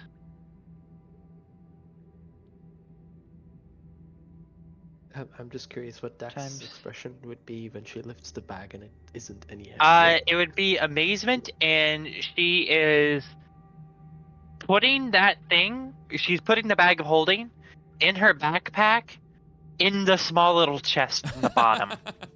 Well, the Bag of Holding wouldn't fit inside the little chest. Because the Oh, little chest wouldn't is it? holding like little things. I have to fix your character sheet. It would fit. Oh, You could put the Bag of Holding in your backpack if you really wanted to, I guess. Yeah, she's going to, because she doesn't want to carry it around. She wants to keep it safe. How to spot a So- Tarkov player in 4 seconds?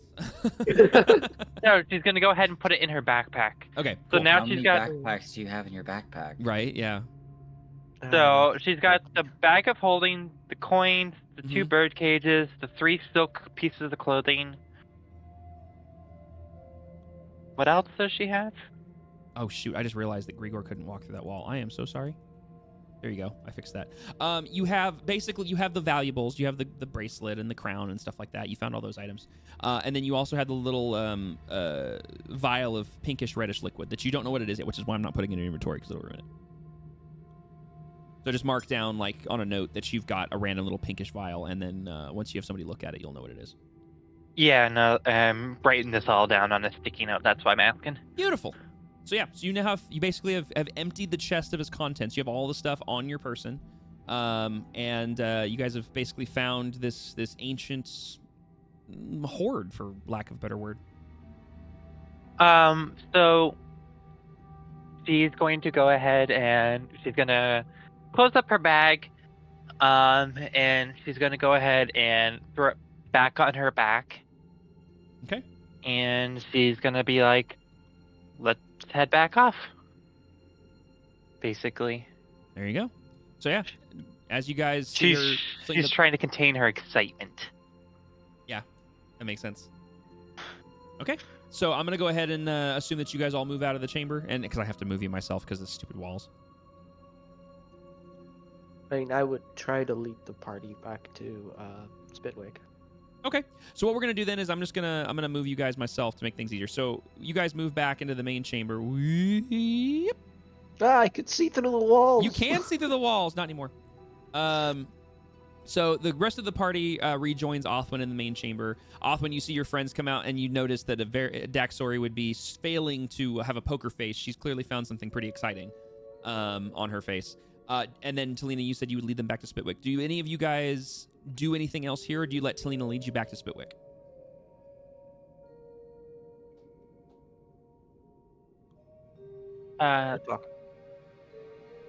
Lead on. Okay. Othwin, I'm just making sure. Othwin, Grigor, Alexander, Basil's AFK for a second. You guys all letting Talina lead you on? See. Okay, Sure. perfect. Well, Right. don't put it in those words. That made it sound like it's deceptive. I'm How not do you, leading anyone on. How do you like message someone directly in Foundry? /W W space and space then thing. their character, their player name, which in this case, all of you guys are your character names to make things easy. You guys look like a little I mean, monorail. there also is Discord DMs. Yes. Just Yeah. FYI. But if you want to do it in Foundry, it's just slash as in W as in whisper. It's really funny moving you guys like this. It looks like a little monorail. Like, welcome aboard the Darunian Express. On your left, Yeah, you'll see just a bunch walking of over dead some goblins. corpses. That's fine.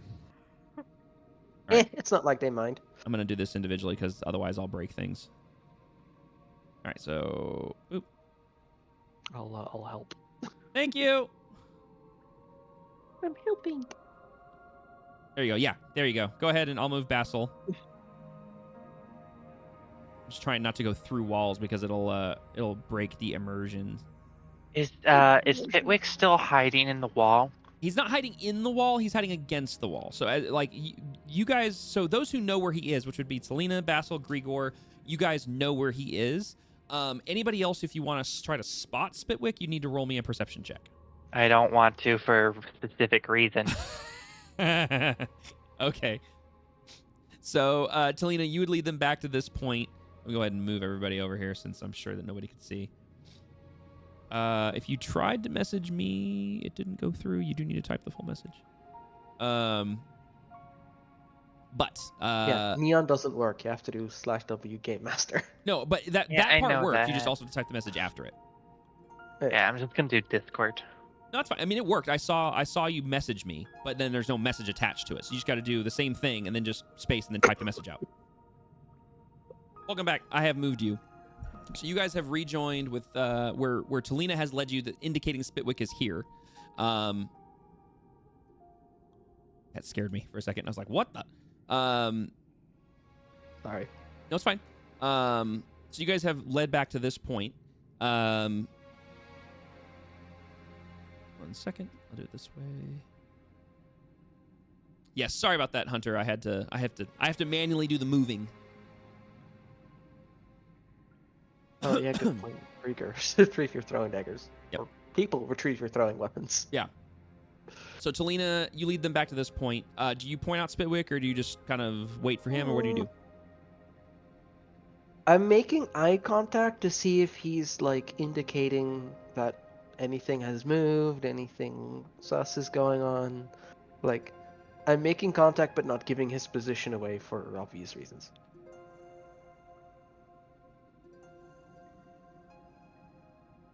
Okay, cool. Sorry. Multitasking, as I do. Okay, well, as you guys come around the corner and a couple of beats go by, Spitwick just kind of comes out of the little shadow he was kind of hiding in, and he's just kind of standing there and looks perfectly normal and fine, like ready for you guys. Dax is gonna pretend to be scared and try and punt him. Oh, okay. Okay, well, in that case, let's say the Dax is over here, and Spitwick walks up in your direction. He's gonna pretend she didn't see him, pretend to be scared, and just wants to try and punt him. Okay, I want you to do two things for me. I want you to roll me an attack roll, and I want you to roll me a performance check. And in either order, I don't care. We'll do performance. An unarmed strike for the check. attack roll, please. Because you're trying to kick.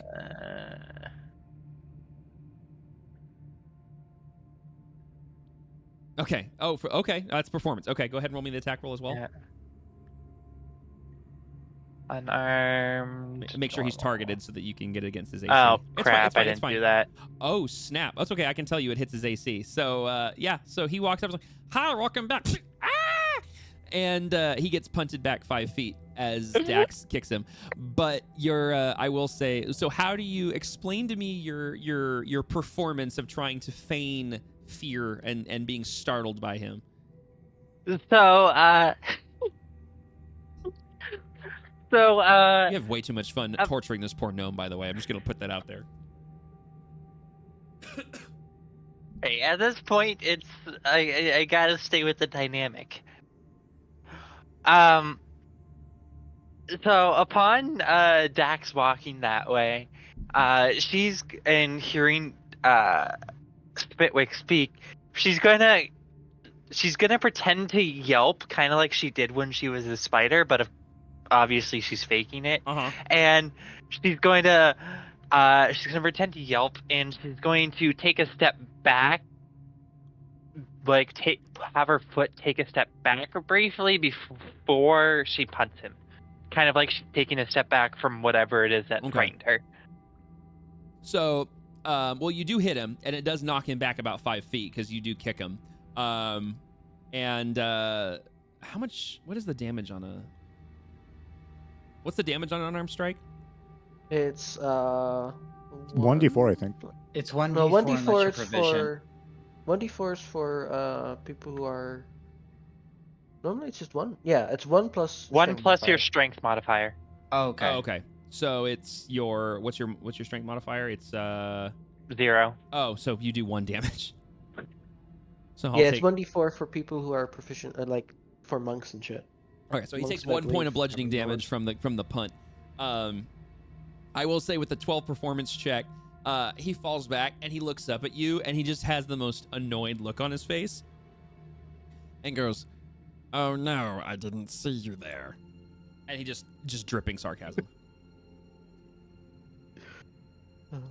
And he stands And up, dusts himself off. she's gonna snap back. Well, maybe keep an eye out where you're walking. He stops and he's standing upright. He looks down at his size and he looks up at her, looks back down at his size again, and says, "You've got to be kidding me." It doesn't say anything else. He just turns around and starts walking in this direction. I'm having too much fun with this. What's really Yeah. funny? Did you see, Shadow, the thing I posted in the campaign chat about NPC loyalty? Oh No. There's apparently a whole table in the Dungeon Master's Guide about NPC loyalty and how like doing good things for them increases your loyalty and doing bad things decreases the loyalty. Oh yeah, no. Spitwood could Did have you no just- loyal. Spitwood no. could have no Oh, no, loyalty yeah, to not at Dak. all, yeah. It's a good thing I didn't know about that when I created him. So, anyways, you guys, after this little scuffle with Spitwick, continue further on into the end of the tunnel. And to expedite things, I'll just go ahead and just I'll move Jesse for you guys, and you guys carry on further into the tunnel, and you guys basically arrive to where the goblins were. And I'm gonna pause you guys there before you start just running off and sprinting into the tunnel. As you guys come around the corner, you do see 2 more tunnels ahead. Zoom. Yeah, exactly. Zoom. Basil has already made his way. You're good, Jesse. You see, no, you're good, dude. Don't apologize. You're fine. You guys see there's a corridor off to the left where Basil is, well, right of the screen, left of your characters, where Basil has just kind of arrived, and then you also see a tunnel directly ahead of you. For the sake of moving things, at a pace here, I'll go ahead and let you guys go back to just moving. But you guys do see what? Chat can't see. Thank you. Zoop. There we go. Thank you. Appreciate you. You guys do see another chamber off to your left, and you guys see one directly ahead of you. What would you guys like to do?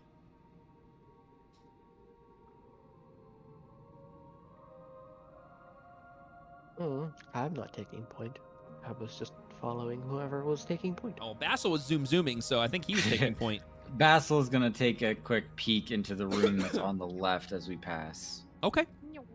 It looks like Or we Othman's stay, following. like a step or two Sure. behind him. Yeah. Yep. I'm going to move Alexander up here since he's kind of following. I'll have him sit kind of in this main area here. As the 3 of you enter the main chamber, you guys notice a large brazier that is a light with a large flame, and it is making the room not only illuminated, but very warm and almost kind of cozy, but also kind of odd that there's just a random brazier in here. But then again, you saw a bunch in the other rooms, so it's probably not that odd. In the other corner, you notice what's the word? Oh my gosh. Iron bar door. It looks almost like a jail cell, but it's not a jail cell. And it is you can actually see through it as you can see right there. You can actually see through the bars, and you can see there's some chests, some crates, some barrels, and they're all behind this metal iron door. Question. Answer. Anything noticeably off about the door? Roll me an investigation check. Or perception, depending on what Basil's actually doing. Kind of just a overall look at the door, so we're gonna perception this. Okay. That's a pretty good perception. that's That's, 19. a great perception roll. Okay. I mean, just by glancing around the door as well as through it, I mean, it looks like an iron door. It very clearly looks closed and locked. Just by glancing at it, you can tell it's probably not unlocked. I mean, you haven't tried it, but you can assume. With my perception, would I have noticed the quality of the metal still? This does not look anything like the doors you've seen thus far. This looks like somebody put it here after the fact, like somebody needed to put this here for some sort of purpose and decided to get whatever iron door they get their hands on and mount it here. The door looks old, looks a little rusty. It looks like maybe it was taken from somewhere else and mounted here. That's about what you can get by looking at it. I mean, that's a pretty good perception roll, though. So, given all of this knowledge acquired at this time, Basil's going to hold his torch back for somebody to hold. Okay. And then whoever grabs it, so who grabs his torch? Is going. Elena will hold it. There Okay. you go.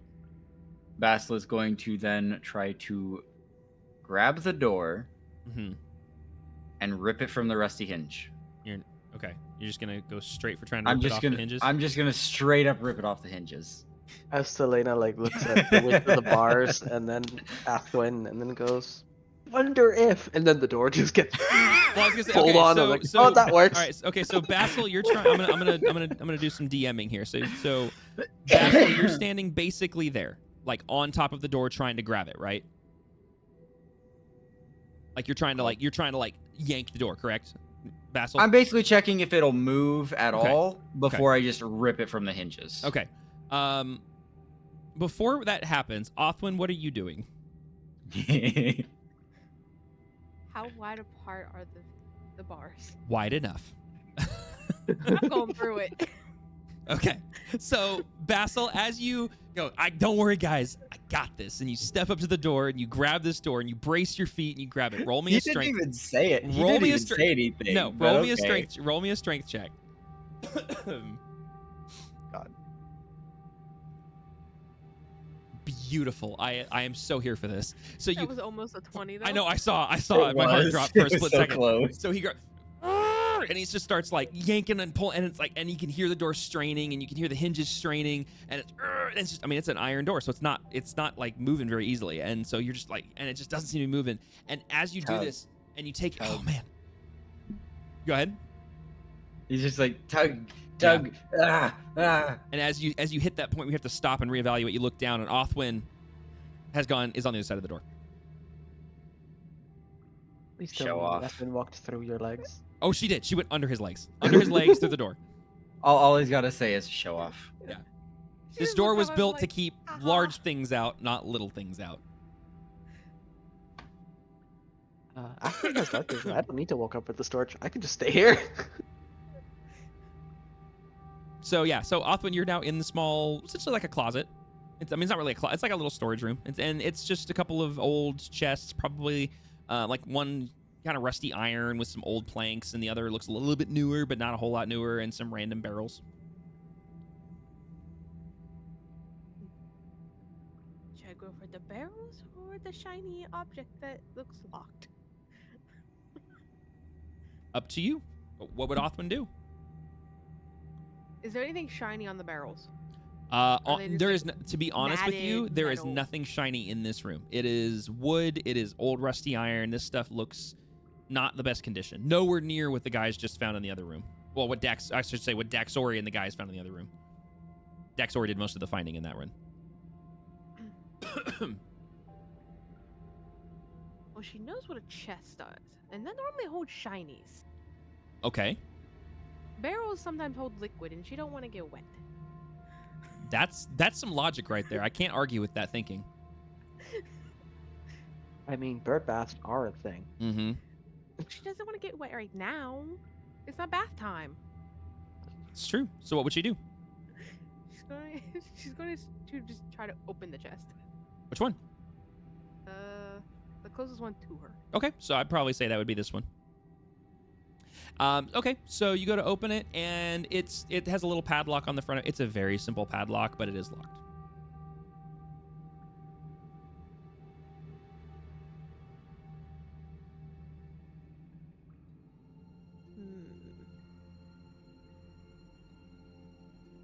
And I'll say, while she's figuring out what to do, I don't know what Alexander's up to, but Alexander and Daxori, you guys would have seen your compatriots kind of disappear into the side chamber, and you would have heard the sound of straining iron, and you probably would have heard some grunting. Is probably the most you would have heard from here. And then probably a Telena giggle. And then a Selena giggle. I don't know if you guys want to go in there and join them, but it's up to you. Okay, so Othman, yeah, you tried one of the chests. It does appear to be locked. What would you like to do? She's gonna pull out one of the random crossbow bolts that Okay. she has Mhm. randomly, and she's going to stab at the lock. Okay. Roll me an unarmed attack. Unarmed strike. I don't have an AC for this chest. Hold on. apparently they exist though. Hang on. Object AC and health was taken away when they took away the ability to sunder objects on a whim. Say that again? It's no longer a Sundering when it was a mechanic, they took it away after 3.5 because reasons. Well, But I that's know where that, you would but get the AC and the hit points for objects. well, actually, in the DMG, if I can find, there it is. There are Remember, kids, armor class does not always dictate the dodgy dodge. It also dictates how Yeah. how non-stabby it will be. yes. you There's have the actually stab a whole resistance? thing in the back of the Dungeon Master's Guide. Hang on, where's my book? Because there's a whole thing on objects. Yes? I hated that part of tabletopping because there is also different types of objects and they all have different health and different It's all true. the Whoa, stuffs. that was weird. Hang on a second. I'm just gonna look for the sake of looking because I get to actually use my book for the first time. I just bought them. That's pretty cool. Where is it? Yay, There's- physical book. There's a whole thing on like inanimate or animated objects. Oh, yeah, it's probably under animated objects. yeah, That it's makes under animated sense. objects, which would work for this purposes if I can find That it. would be in the monster manual then. Oh, you're right. I'm not gonna grab another book. Okay, forget it. I'll just do it this way because I don't want to grab another book. You rolled a 10 with an unarmed strike. I will say that you are able to hit the box with an unarmed strike with an arrow. Unfortunately, none of those are made of wood. Correct. Oh wait, in the inanimate objects, really? Yeah, Oh. there's the armor, which is AC 18, the sword AC 17, and the rug, which is AC 12. Oh, good grief. Okay, well, we're gonna say that little Othwin can stab the box with an arrow with a bolt, and the bolt sticks into the wood. Damn, she missed the lock completely. She did. She missed the lock completely. To be fair, it big chest and small. And Alexander and Daxor, you guys walk in at just about the time where Basil is taking a step back from the door, and you see Othwin is on the other side of this closed door, and she's stabbing a chest with a crossbow bolt. Basil's not just taking a break. He's like thinker pose with an annoyed expression on his face, leaning against the wall. Okay. Sees Daxori come in and it's like, you want to give a crack at it?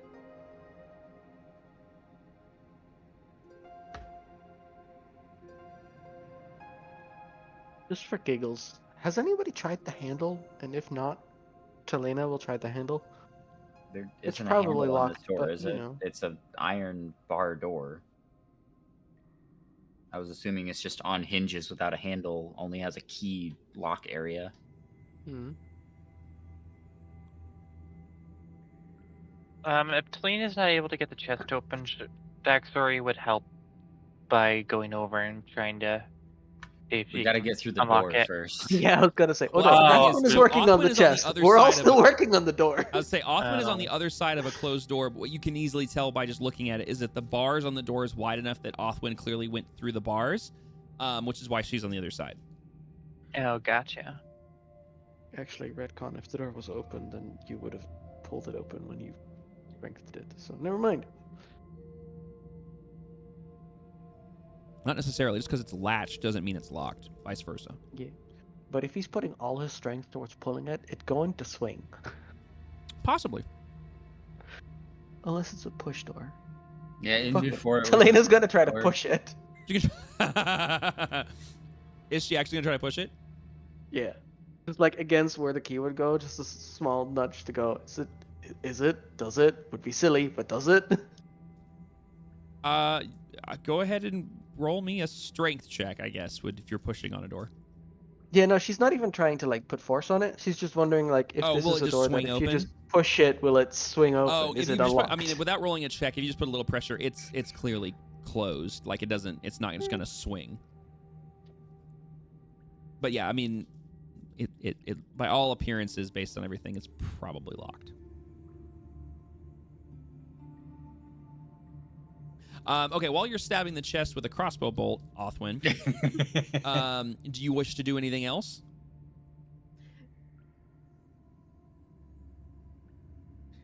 She doesn't know how to unlock it without a key, which is why she's trying to stab the lock. Noted. Does she want to try anything else? Other chest? Go back to the door? She will go to the next closest chest to try to see if she can just open that one instead. Okay. All right, so she goes over to the other chest, and that one actually does open. And inside it's not a lot. There's a couple of like what looks to be some clothes, probably some old garments in here. There's a small coin purse, like very small little leather pouchette that's cinched up at the top. No shinies visible, but you can, for you above the table, you can tell it's a coin purse. And that's about all it's in there. What the others will see is as Athlon's going through the chest, it's just going over her head, throwing it out. Like, not shiny, not shiny, not shiny. So you guys watch as this little owl tucks its head in, little feet dangling over the edge of the chest, because the chest is tall enough that little Othwin's just basically dangling over the sides like a kid in a toy box. And you just see like some cloth fly out over one side, another cloth fly out over the other side, and then a little painting fly over one side, and this little coin purse that's cinched up with a leather thing, whoop, and flies out over her head and lands basically right at the base of the door on her side of the door.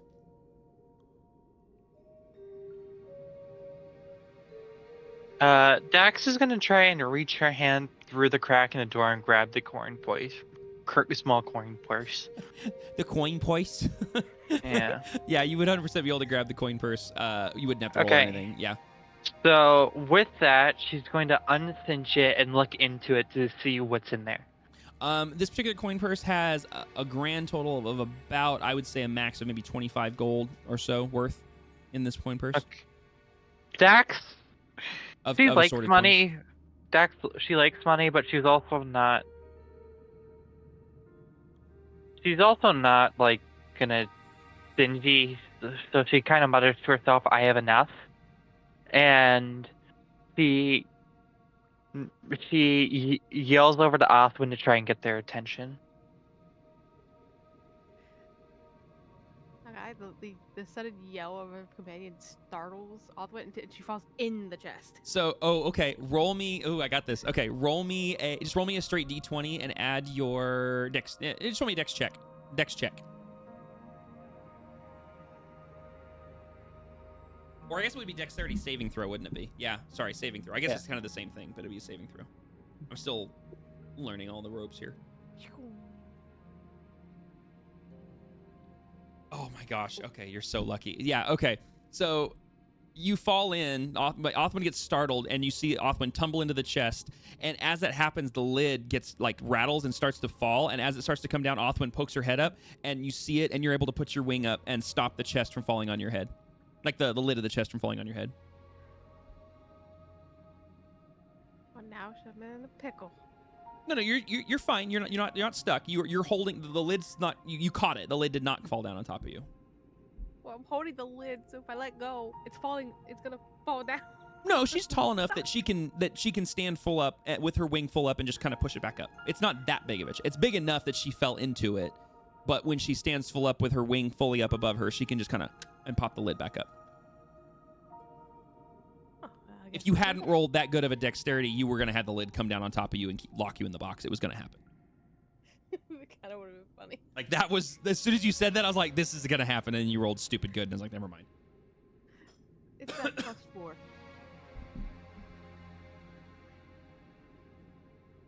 So yeah, you've gotten Othwin's attention. She's standing in the chest, kind of looking a little bewildered at the fact she almost got stuck.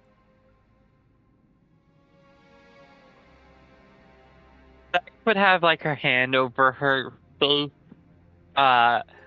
almost trying to hide the fact that she was chuckling, but also being like, "Please don't get trapped inside."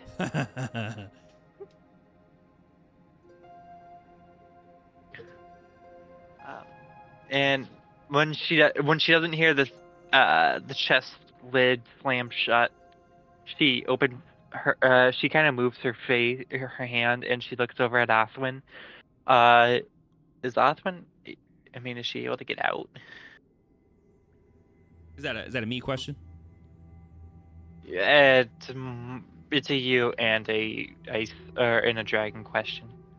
I mean, from a DM's perspective, yeah. If Othin wants to get out of the chest, she can clamber over the top of it and get out, no problem. She caught herself basically. If she hadn't, she would have been in trouble.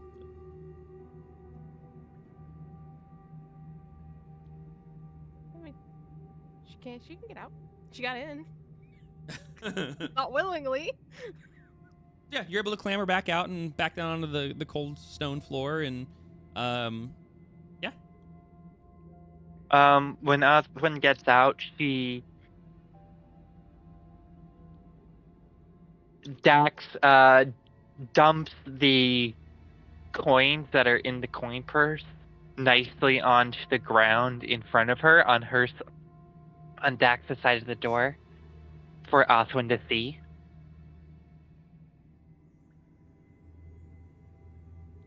Oh well, that got her attention. All right, let me Fuck the move other you. chest. Okay. Zoop. Chinese? I'll move Basil back a bit. There you go. Yeah. Yeah. All the coins spill it onto the floor. It's about 25 gold worth between silver, copper, and gold. Oh, the shinies. How do I? Do you need the add money? I got you. Okay. So you can. It's up to you. You can either just add a straight 25 gold if you want to make it easier, or if you want to do the math and like split it all up, you can basically divvy up the equivalent of 25 gold between silver, copper, and gold. It's up to you. But you can actually just add it. I just realized you can just add it to your inventory sheet. If you go to your inventory second tab, above your search inventory bar, you can see the little symbols of platinum, gold, electrum, silver, and copper from left to right.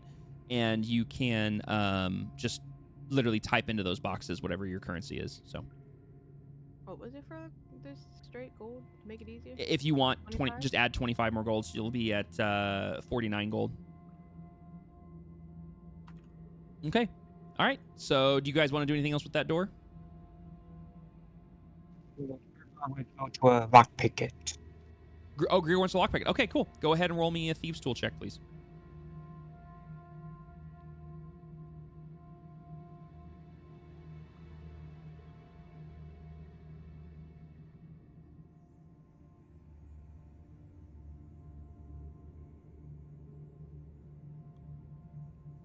Yo, nat 20. Let's go.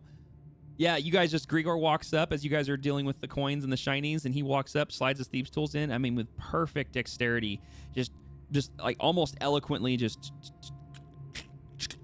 and it releases, and you hear the latch release from the door, and you know it's unlocked. So if you'd like to go through it mechanically, when you have your token selected, you should be able to just click the little door icon there, and it should open, and you can go through it. Now, you did see Othwin. This crate was the one that she was kind of fiddling with. I'm going to do this just in case people can't see. This was the crate that she was stabbing with a bolt. Yeah, the left one. And you can see the dent marks on the wood from where she was hitting it with a crossbow bolt.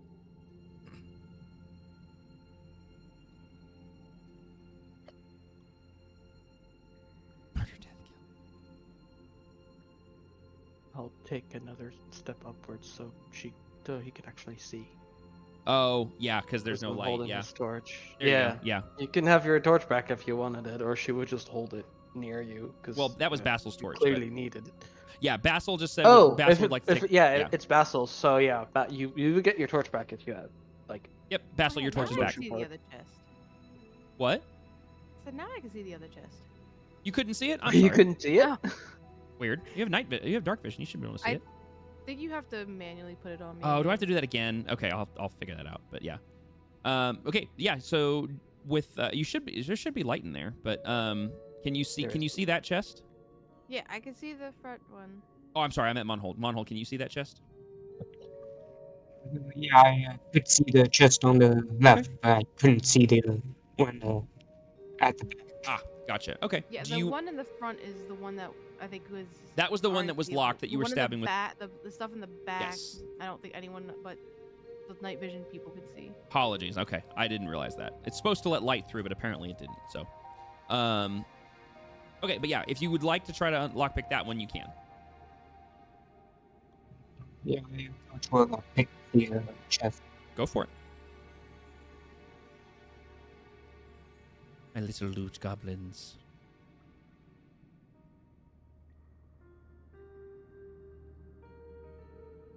Okay, so you slide your thieves' tools in, and once again you start kind of fiddling with it, and you can hear it catching some of the tumblers, some of the latches, but you can't quite get it to catch all of them, and it doesn't seem to be unlocking.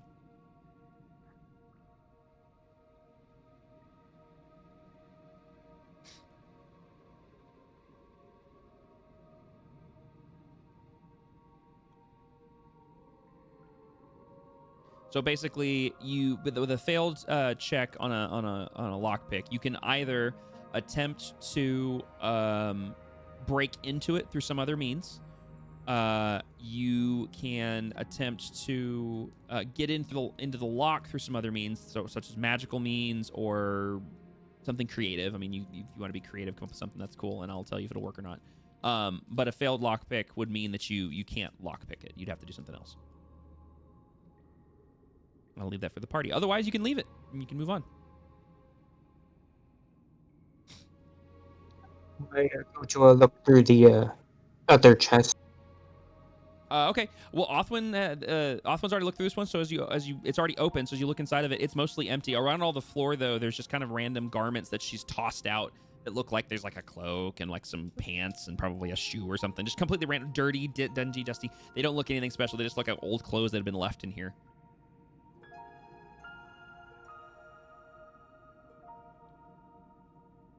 So yeah, outside of that locked chest, and those random barrels in the corner. There's not a lot left in this room. That box giving you trouble there? Yep, it is.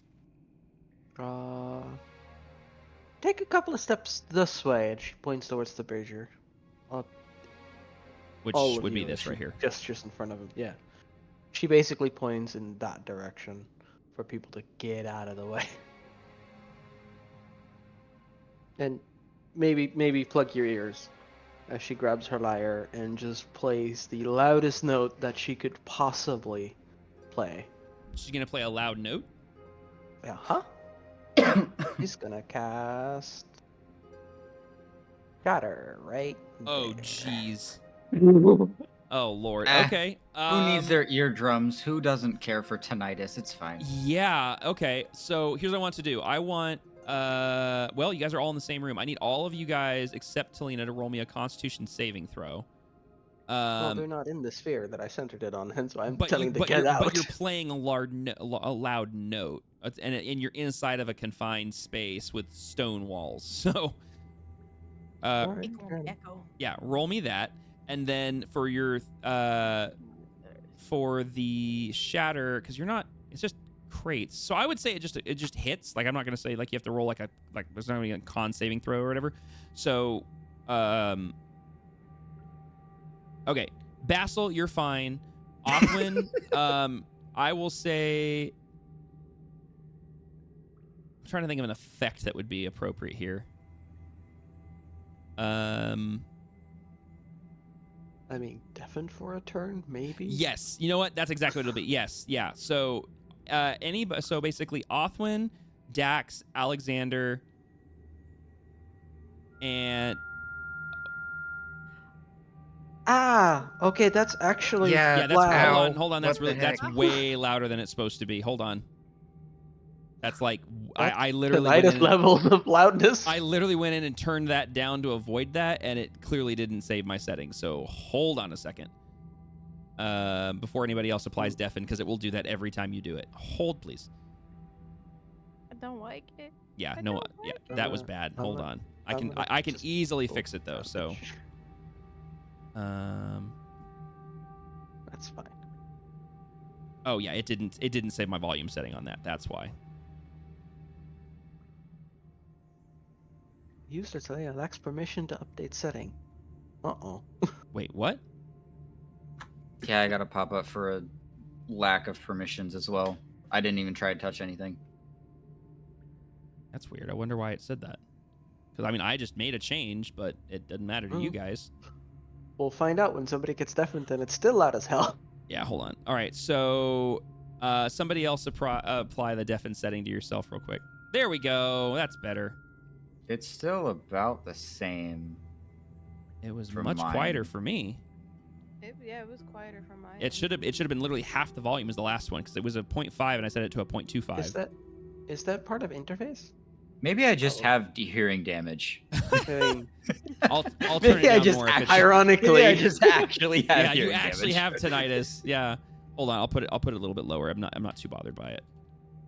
Alexander also rolled low, so I'm assuming Yes. he would also be deafened for a turn. Yes, Alexander needs to have it apply. Dax and Othwin. Grigor and Basil, you guys are fine. You guys are able to power through it. I'm gonna assume that I don't need to save for my own spell. 'cause I No, knew it you're was fine coming. because you knew it was going to happen. So you guys are deafened for a little bit based on that wonderfully high pitched note. But shatter is perfectly fine. You cast it, and basically everything in that room just breaks. The open chest basically just breaks into a bunch of pieces. The closed chest, the lid basically breaks open, but the bottom of it stays intact. And the two barrels break and splinter, but they were empty, so it's just a splintered pile of old wood. I turn to loot while everybody grabs their ears. Let me get rid of this. There's that for you. Yeah. So when you Basil's not grabbing his ears, he's gonna walk up with you. yeah, when you look inside the chest, you find some pieces of art and another bag of coins, equaling about 349 gold worth of coins, and then some random little jewels that aren't like precious gems like you would use for spells, but like little random gems and such. Bet. Who's committing multiple felonies? Who's got some audio I was playing? gonna say someone's committing multiple felonies. Maybe this is the friends we made along the way. Yeah, Yeah. something like that. Yeah. So, Talina, if you want, I can put that in your. You can put that in. You can do it yourself. Yes. It would So we'll be. put that in Ice, my your- pouch. So you said Your mic. Yeah, Dragon, 349? your mic is picking up Sorry, residual. Dad. It's okay. Yeah, I would say just go ahead and put about all together the items equate to about 349 gold. So you can go ahead and just either 49. yeah, and it's a mixture of like little pieces of art. It's some actual coins and stuff. I'm just gonna put that as currency in my pouch. Yeah, and that's never fine. Forget that Yeah, I that's have fine. it because yeah. Basil's gonna go ahead and look through this one. There's nothing left. That chest is exploded. It was empty, Okay. and that was That's the one just that. planks now. Yeah, everything else in the room is just planks. There's literally no other valuables in the room. If you want wood, you got it. But besides that, it's just a bunch of shattered pieces of wood. So we'll share this later, yeah. And as she puts the coin in the pouch, and like the art pieces, are they like big art pieces or small ones? No, they're like small little like scrolls, like parchments that were probably like that look like to be like some little paintings or whatever that were probably removed from some small frames like a long time ago. They look old. Fair enough.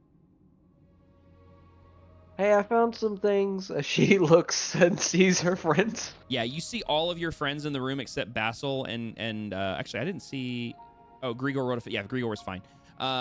Basically holding their ears and looking at you very upset.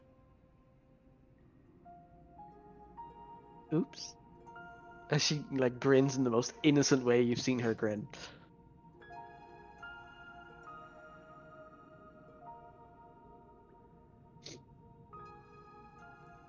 Okay, so as that happens and as the tinnitus is starting to slowly fade from the three of them that had it, Spitwick kind of hollers to you guys, "You guys coming or what?" And then you guys hear it echo into the chamber from the hallway out front.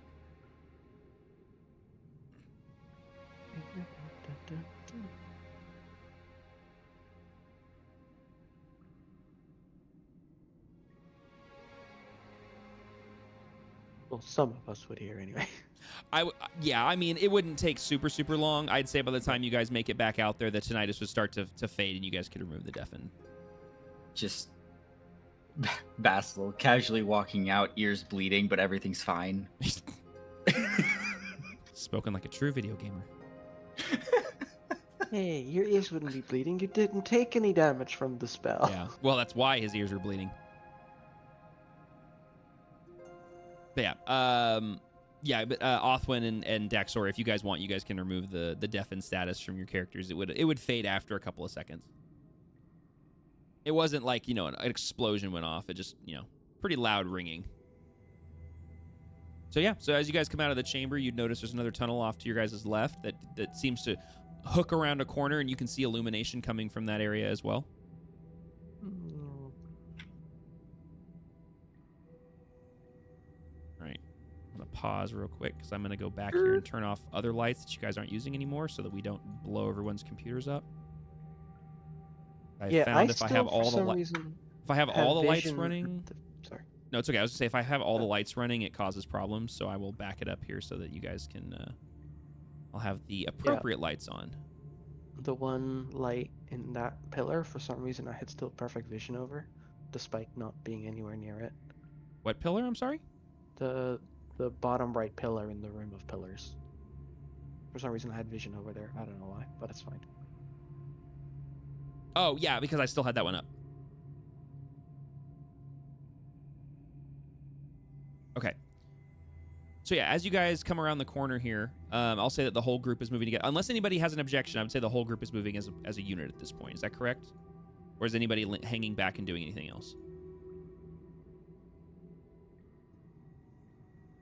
Basil's just leading the charge, but also stopping when there's multiple forks. So... Okay, that's fair. All right, I'm going to go ahead and I'm going to move Alexander and Daxori. If you guys wish to hang back, please let me know and I will not move you. But as you guys come around the corner here, you do notice that you enter a chamber that has kind of an odd shape to it, and you notice that there are two doors. There's one on the left and there's one on the right. There's a single two torches that are illuminating the room. And these chambers are starting to feel a little more consistent. These look like you've actually walked out of the tunnels you were just in that were carved out of like sort of rudimentary tools, and now you're actually entering what looks to be some remnants of the ancient city of Darun. These are carved stone walls, carved stone floors, ceilings, and look a lot older than the tunnels that you were walking through. Hey, Spirit, is starting to look familiar? Don't we move him up? Yes. And you see him scratch his head and move his cap a little bit. Kinda. I think I have an idea. Never mind. Sorry, I heard someone's phone go delete, and it just made me think of like a little idea bubble above his head. Maybe that was mine. I don't know. Nothing. You're fine. I don't really remember. I don't come down here all that often, to be honest with you. Maybe it's this way, or maybe it's that. I think either will get us where we need to go. I don't remember. I'm sorry. And he looks genuinely upset. He's trying to remember, and he just can't remember. Basil's gonna take a quick peek around this corner and notice He's speaking? the door. Yeah. Like I said, there's two doors in this room. I mean, you should be able to see. Basil can't see past this point or I'm this sorry. point. I'm sorry. I didn't realize how non-illuminated because this light those is. corners are darkness. Hold on. This light is not as big as it was. Hang on. It doesn't go very much further. No, hang on. It ends like there. Yeah. For his reference, Yeah, because light isn't going Basil corner. can't see. I'm sorry. I'm still getting used to how Foundry does lights. I apologize. Okay, that should be better. No, You should I be able to see now. actually prefer the fact that some parts I can't actually see unless I go and check them out. Yeah. So you do notice that there are two doors in this room. There's one on the left, there's one on the right, or in this case now, top and bottom. And they're both big wooden heavy doors with iron facade pieces and iron hinges.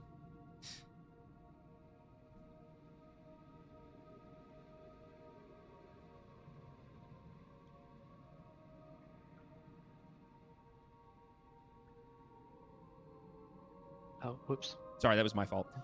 Real quick, Dexori and Dexori and Alexander. Do you guys want me? Are you guys hanging back, or would you like me to move you? I'm moving with them. I'm just You following. are? Okay, that's fine. Just making sure. I can assume that unless instructed otherwise, that you guys would like me to move you. I just want to make sure. Yeah. Okay, cool. I don't know. Is Daxori well- still? I think Daxori is still BRB. So I'll continue to move Dax and Alexander as a little unit. So yeah, you guys are in this room, and you have 2 doors. What would you guys like to do? Melon set back. Yeah, That's fine. that's Basil, but Shadow and Oh, yeah, yes. yeah. Shadow said BRB, Shadow attacks. but actually that was like 20 minutes ago. I don't think. I'm not sure. Anyway, it doesn't matter. Don't worry about it. Othwin, I see you going up to one of the doors. Hopefully, we don't have a few muted microphones by accident. It's possible, but what is Othwin doing? Looking at the door, trying to see if there's any way to see it through it. We're under it. We're around Okay. it. This one you can see a little bit of light coming from underneath the door frame. She's gonna get very low Mm-hmm. and try to look under it. Okay.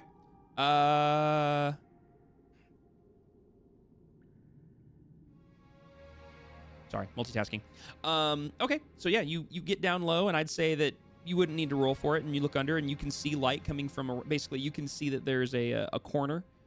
So when she's laying down, it would be on her right. There's a corner right around the door frame, basically, and around that corner you see some natural light that is illuminating you basically from underneath the door frame. Natural light.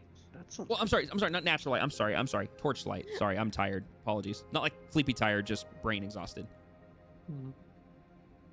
And then Talina, I see you approaching the other door. Yeah. Without touching the door, Mm-hmm. or at the door frame directly, Mm-hmm. because she's still very wary of this being old and potentially Sure. in some form protected. Mm-hmm.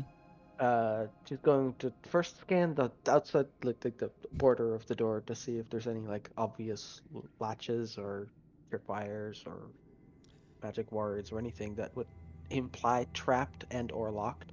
Okay. You can roll me an investigation check for that one.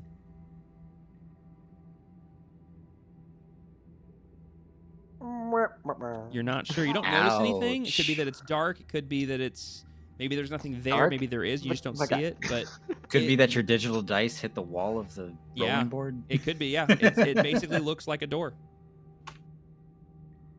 Bet. Mm-hmm. Then with touching, she's just gonna gently push it to see if it's open, unlocked and opening inward, away from her. So that's what gave you guys a little game mechanic hint.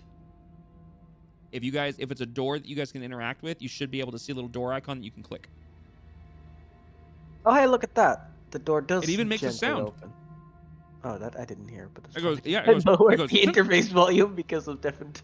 Yep, it goes, and then when you open it, it actually makes like a wooden door sound. Interesting. Yep. I gently nudge it open and go, "Hey, this one works." And you can see there's a hall and some more light. I'm gonna hold until she has at least a person interested in. going with Okay. her. Othwin, back to you. What would you like to do with your door? How tall is it compared to her? Like the handle? It's a standard sized door, so if she kind of gave it a good hop, she could probably grab the latch. That's what she's gonna do. She's gonna hop it. Okay, go ahead. Dope. Da, da, da. Just- Okay, And just for our reference, if it's trapped and we click it, can you still tell that we clicked it? I can. Okay. Yep, I basically, when you guys interact with the door, it changes the symbol and I can see it. And I can also do this. I can close and lock it. Oh no. There you go. Shut the door. The Something door is shut the magic. door. It's a mimic. It's a mimic. I have once had a door be a mimic, and it was great fun. Oh my gosh, I just realized that Basil's gonna go. go- Oh my goodness. Decide to go to the bottom area door.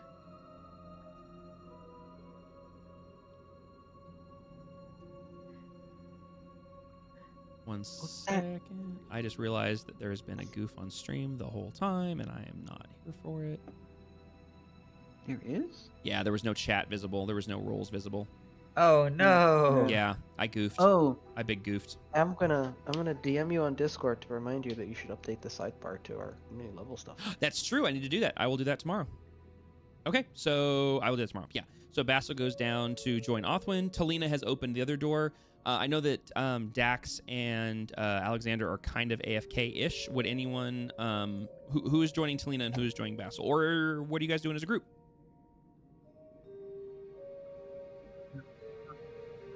Taking you, a Tyra. torch out of his backpack and lit it using the sconce. I'm sorry. Say that again for me. Grigor would have taken a torch out of his backpack and lit it on the sconce. Okay. Your torch is now lit. Okay. So Talina starts heading up through the hallway, and it looks like 3 of you guys are going to follow her. And as you guys come around the corner, you guys basically see this long stretch of hallway with various torches illuminating sections of the hallway as it goes down. It's very long and not necessarily narrow. It's about 15 feet wide, but it goes all the way straight down. Yeah, I can see You can see pretty far, yeah. 200 and something feet. Yeah, it's a long hallway, and you So- can tell at basic glance that it does appear as if the room does kind of start to open up a little bit further down. Yeah, because the shadows going Uh-huh. this direction Yep. and this direction. Yep, but that's about Yeah, all you can really these- make out these from that things angle. going up. And then Othwin, as you enter your hallway, you notice your hallway is much shorter, but you do see, based on just quick glance, that there does appear to be more doors in your hallway. I'll move you right there where you'd be able to see them. Oh my goodness. Before Talina turns the corner, you should turn around and see what the burp's doing. Yeah, so look across the hall through both doorways, and you'd see that Basil and Othwin have entered the other hall, and are kind of standing, kind of the same position you guys are, looking the same direction. Okay, either we're going this way or we're going that way, but let's not split up. She says to the 3 around her, I guess. Okay.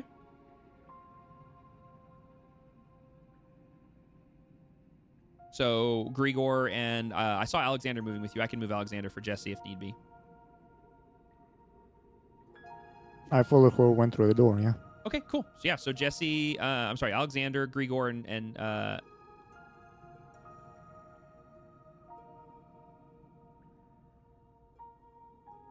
okay. Looks like we're gonna have to end a little earlier than we originally thought, which is totally fine. Yeah. So we'll go ahead and I'll just say, since it's about 12 minutes from now, that what we'll do is I'm going to jump down to Basil and Othwin. Do you guys progress any further into your hallway? I do. Basil's just taking care of the burb at this point. All right. So you're following the burb. Othwin moves in. Othwin, you see yet another door matching the same description as the previous door. Big wooden door, iron brackets, iron hinges, all that sort of stuff. Oh my goodness. You threw me off with that one. Sorry. I'm gonna go up to it. And she's gonna do the same thing she did with the main door. Try to look for light. Oh. Try to look for light. Okay.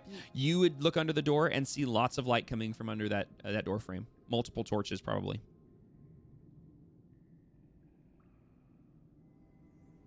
She's gonna try to open the door. Okay. And this door has this loud, heavy creak as it opens. And as you look into the room appears very large. And it's probably, it's about almost 60 feet across at one point. And it looks like Basil's just slowly creeping in. Just slowly walking. Just oh tap god. it in. Just tap it in. And as you guys walk into the room is very large and illuminated by multiple torches. Again, I need to fix these lights. This is one of the annoying things about lighting in this is that, like, I put a torch in a room, and if it's not the right size, like, parts of the room are just completely dark, which feels weird to me. You want to know what's cool to me, though?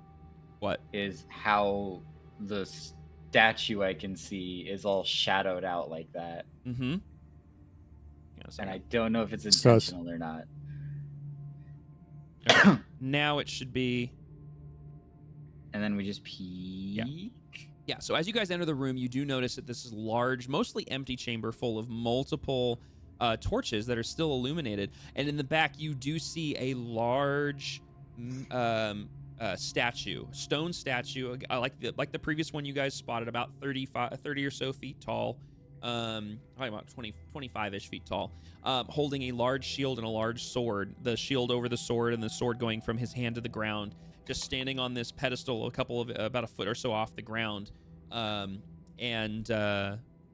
basically all you can see in this immediate room. Athwin sees nothing important to her, so she's like, nope. Next.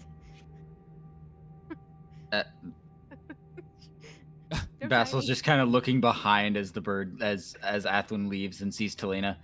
You gonna keep an eye on her? Of course. Wait, As she, like, happening in this darkness? Sprints after the bird, just walling away. Okay, so the two of them. The shadow won't go away, Neon. Shadow won't go. Wait, what? I have a shadow. Your right vision here. is just broken. I have to fix your Yeah, vision.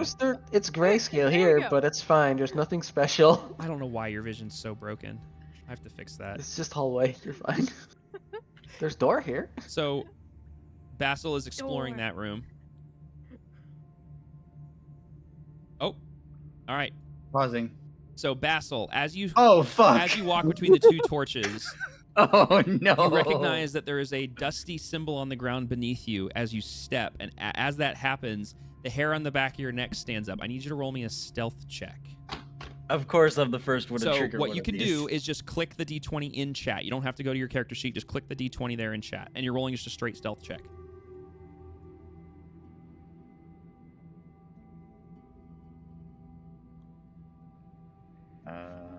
All you have, literally all in chat. All you have to do is click. Yeah, looks there you like go. it's Yep. good. I don't know why you rolled 2. I don't know why. That That was wasn't weird? my dice.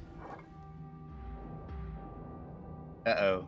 As you step into the room, and you cross over this rune on the floor, the hair on your back of your neck stands up, and the statue in front of you breaks loose of its mount and steps forward, and you hear 2 loud footsteps as the statue becomes animated, and this large, I say like 20-foot tall, like 10 to 20-foot tall statue steps forward and separates its hands and is now holding a shield and a sword and is standing there staring at you.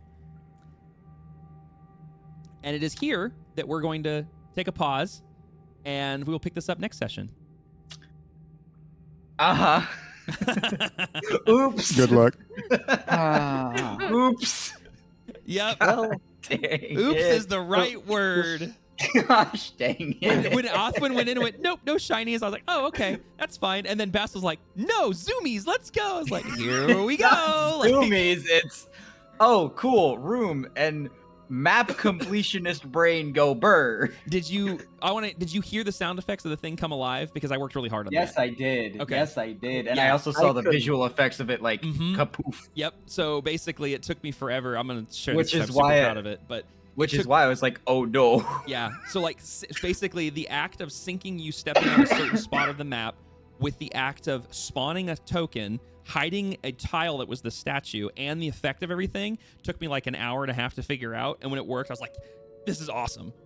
That worked perfectly. It was pretty cool. Yeah. And what's really It cool. really did. What's really cool is I'll tell you this, like the mechanic of like roll the stealth check. If you had succeeded the stealth check, oh yeah, we'll do. When you succeed the stealth check, nothing happens. Like you skip past it. None of that happens. Like the mechanic actually gives you the ability to like set a pass, fail, and continue parameter. It's really neat.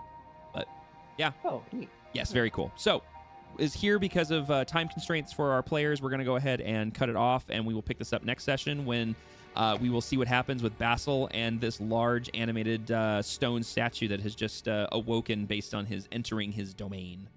Basil versus Goliath, a tale as old as time. Something like that, yeah.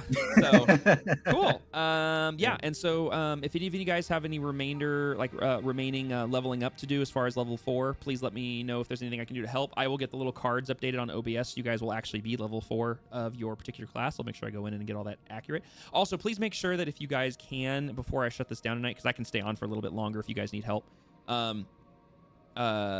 if you guys want to go in and make sure that your character sheets in Foundry are accurate as far as your stats, as far as feats, spells, all that sort of stuff, please feel free to do so after we end session.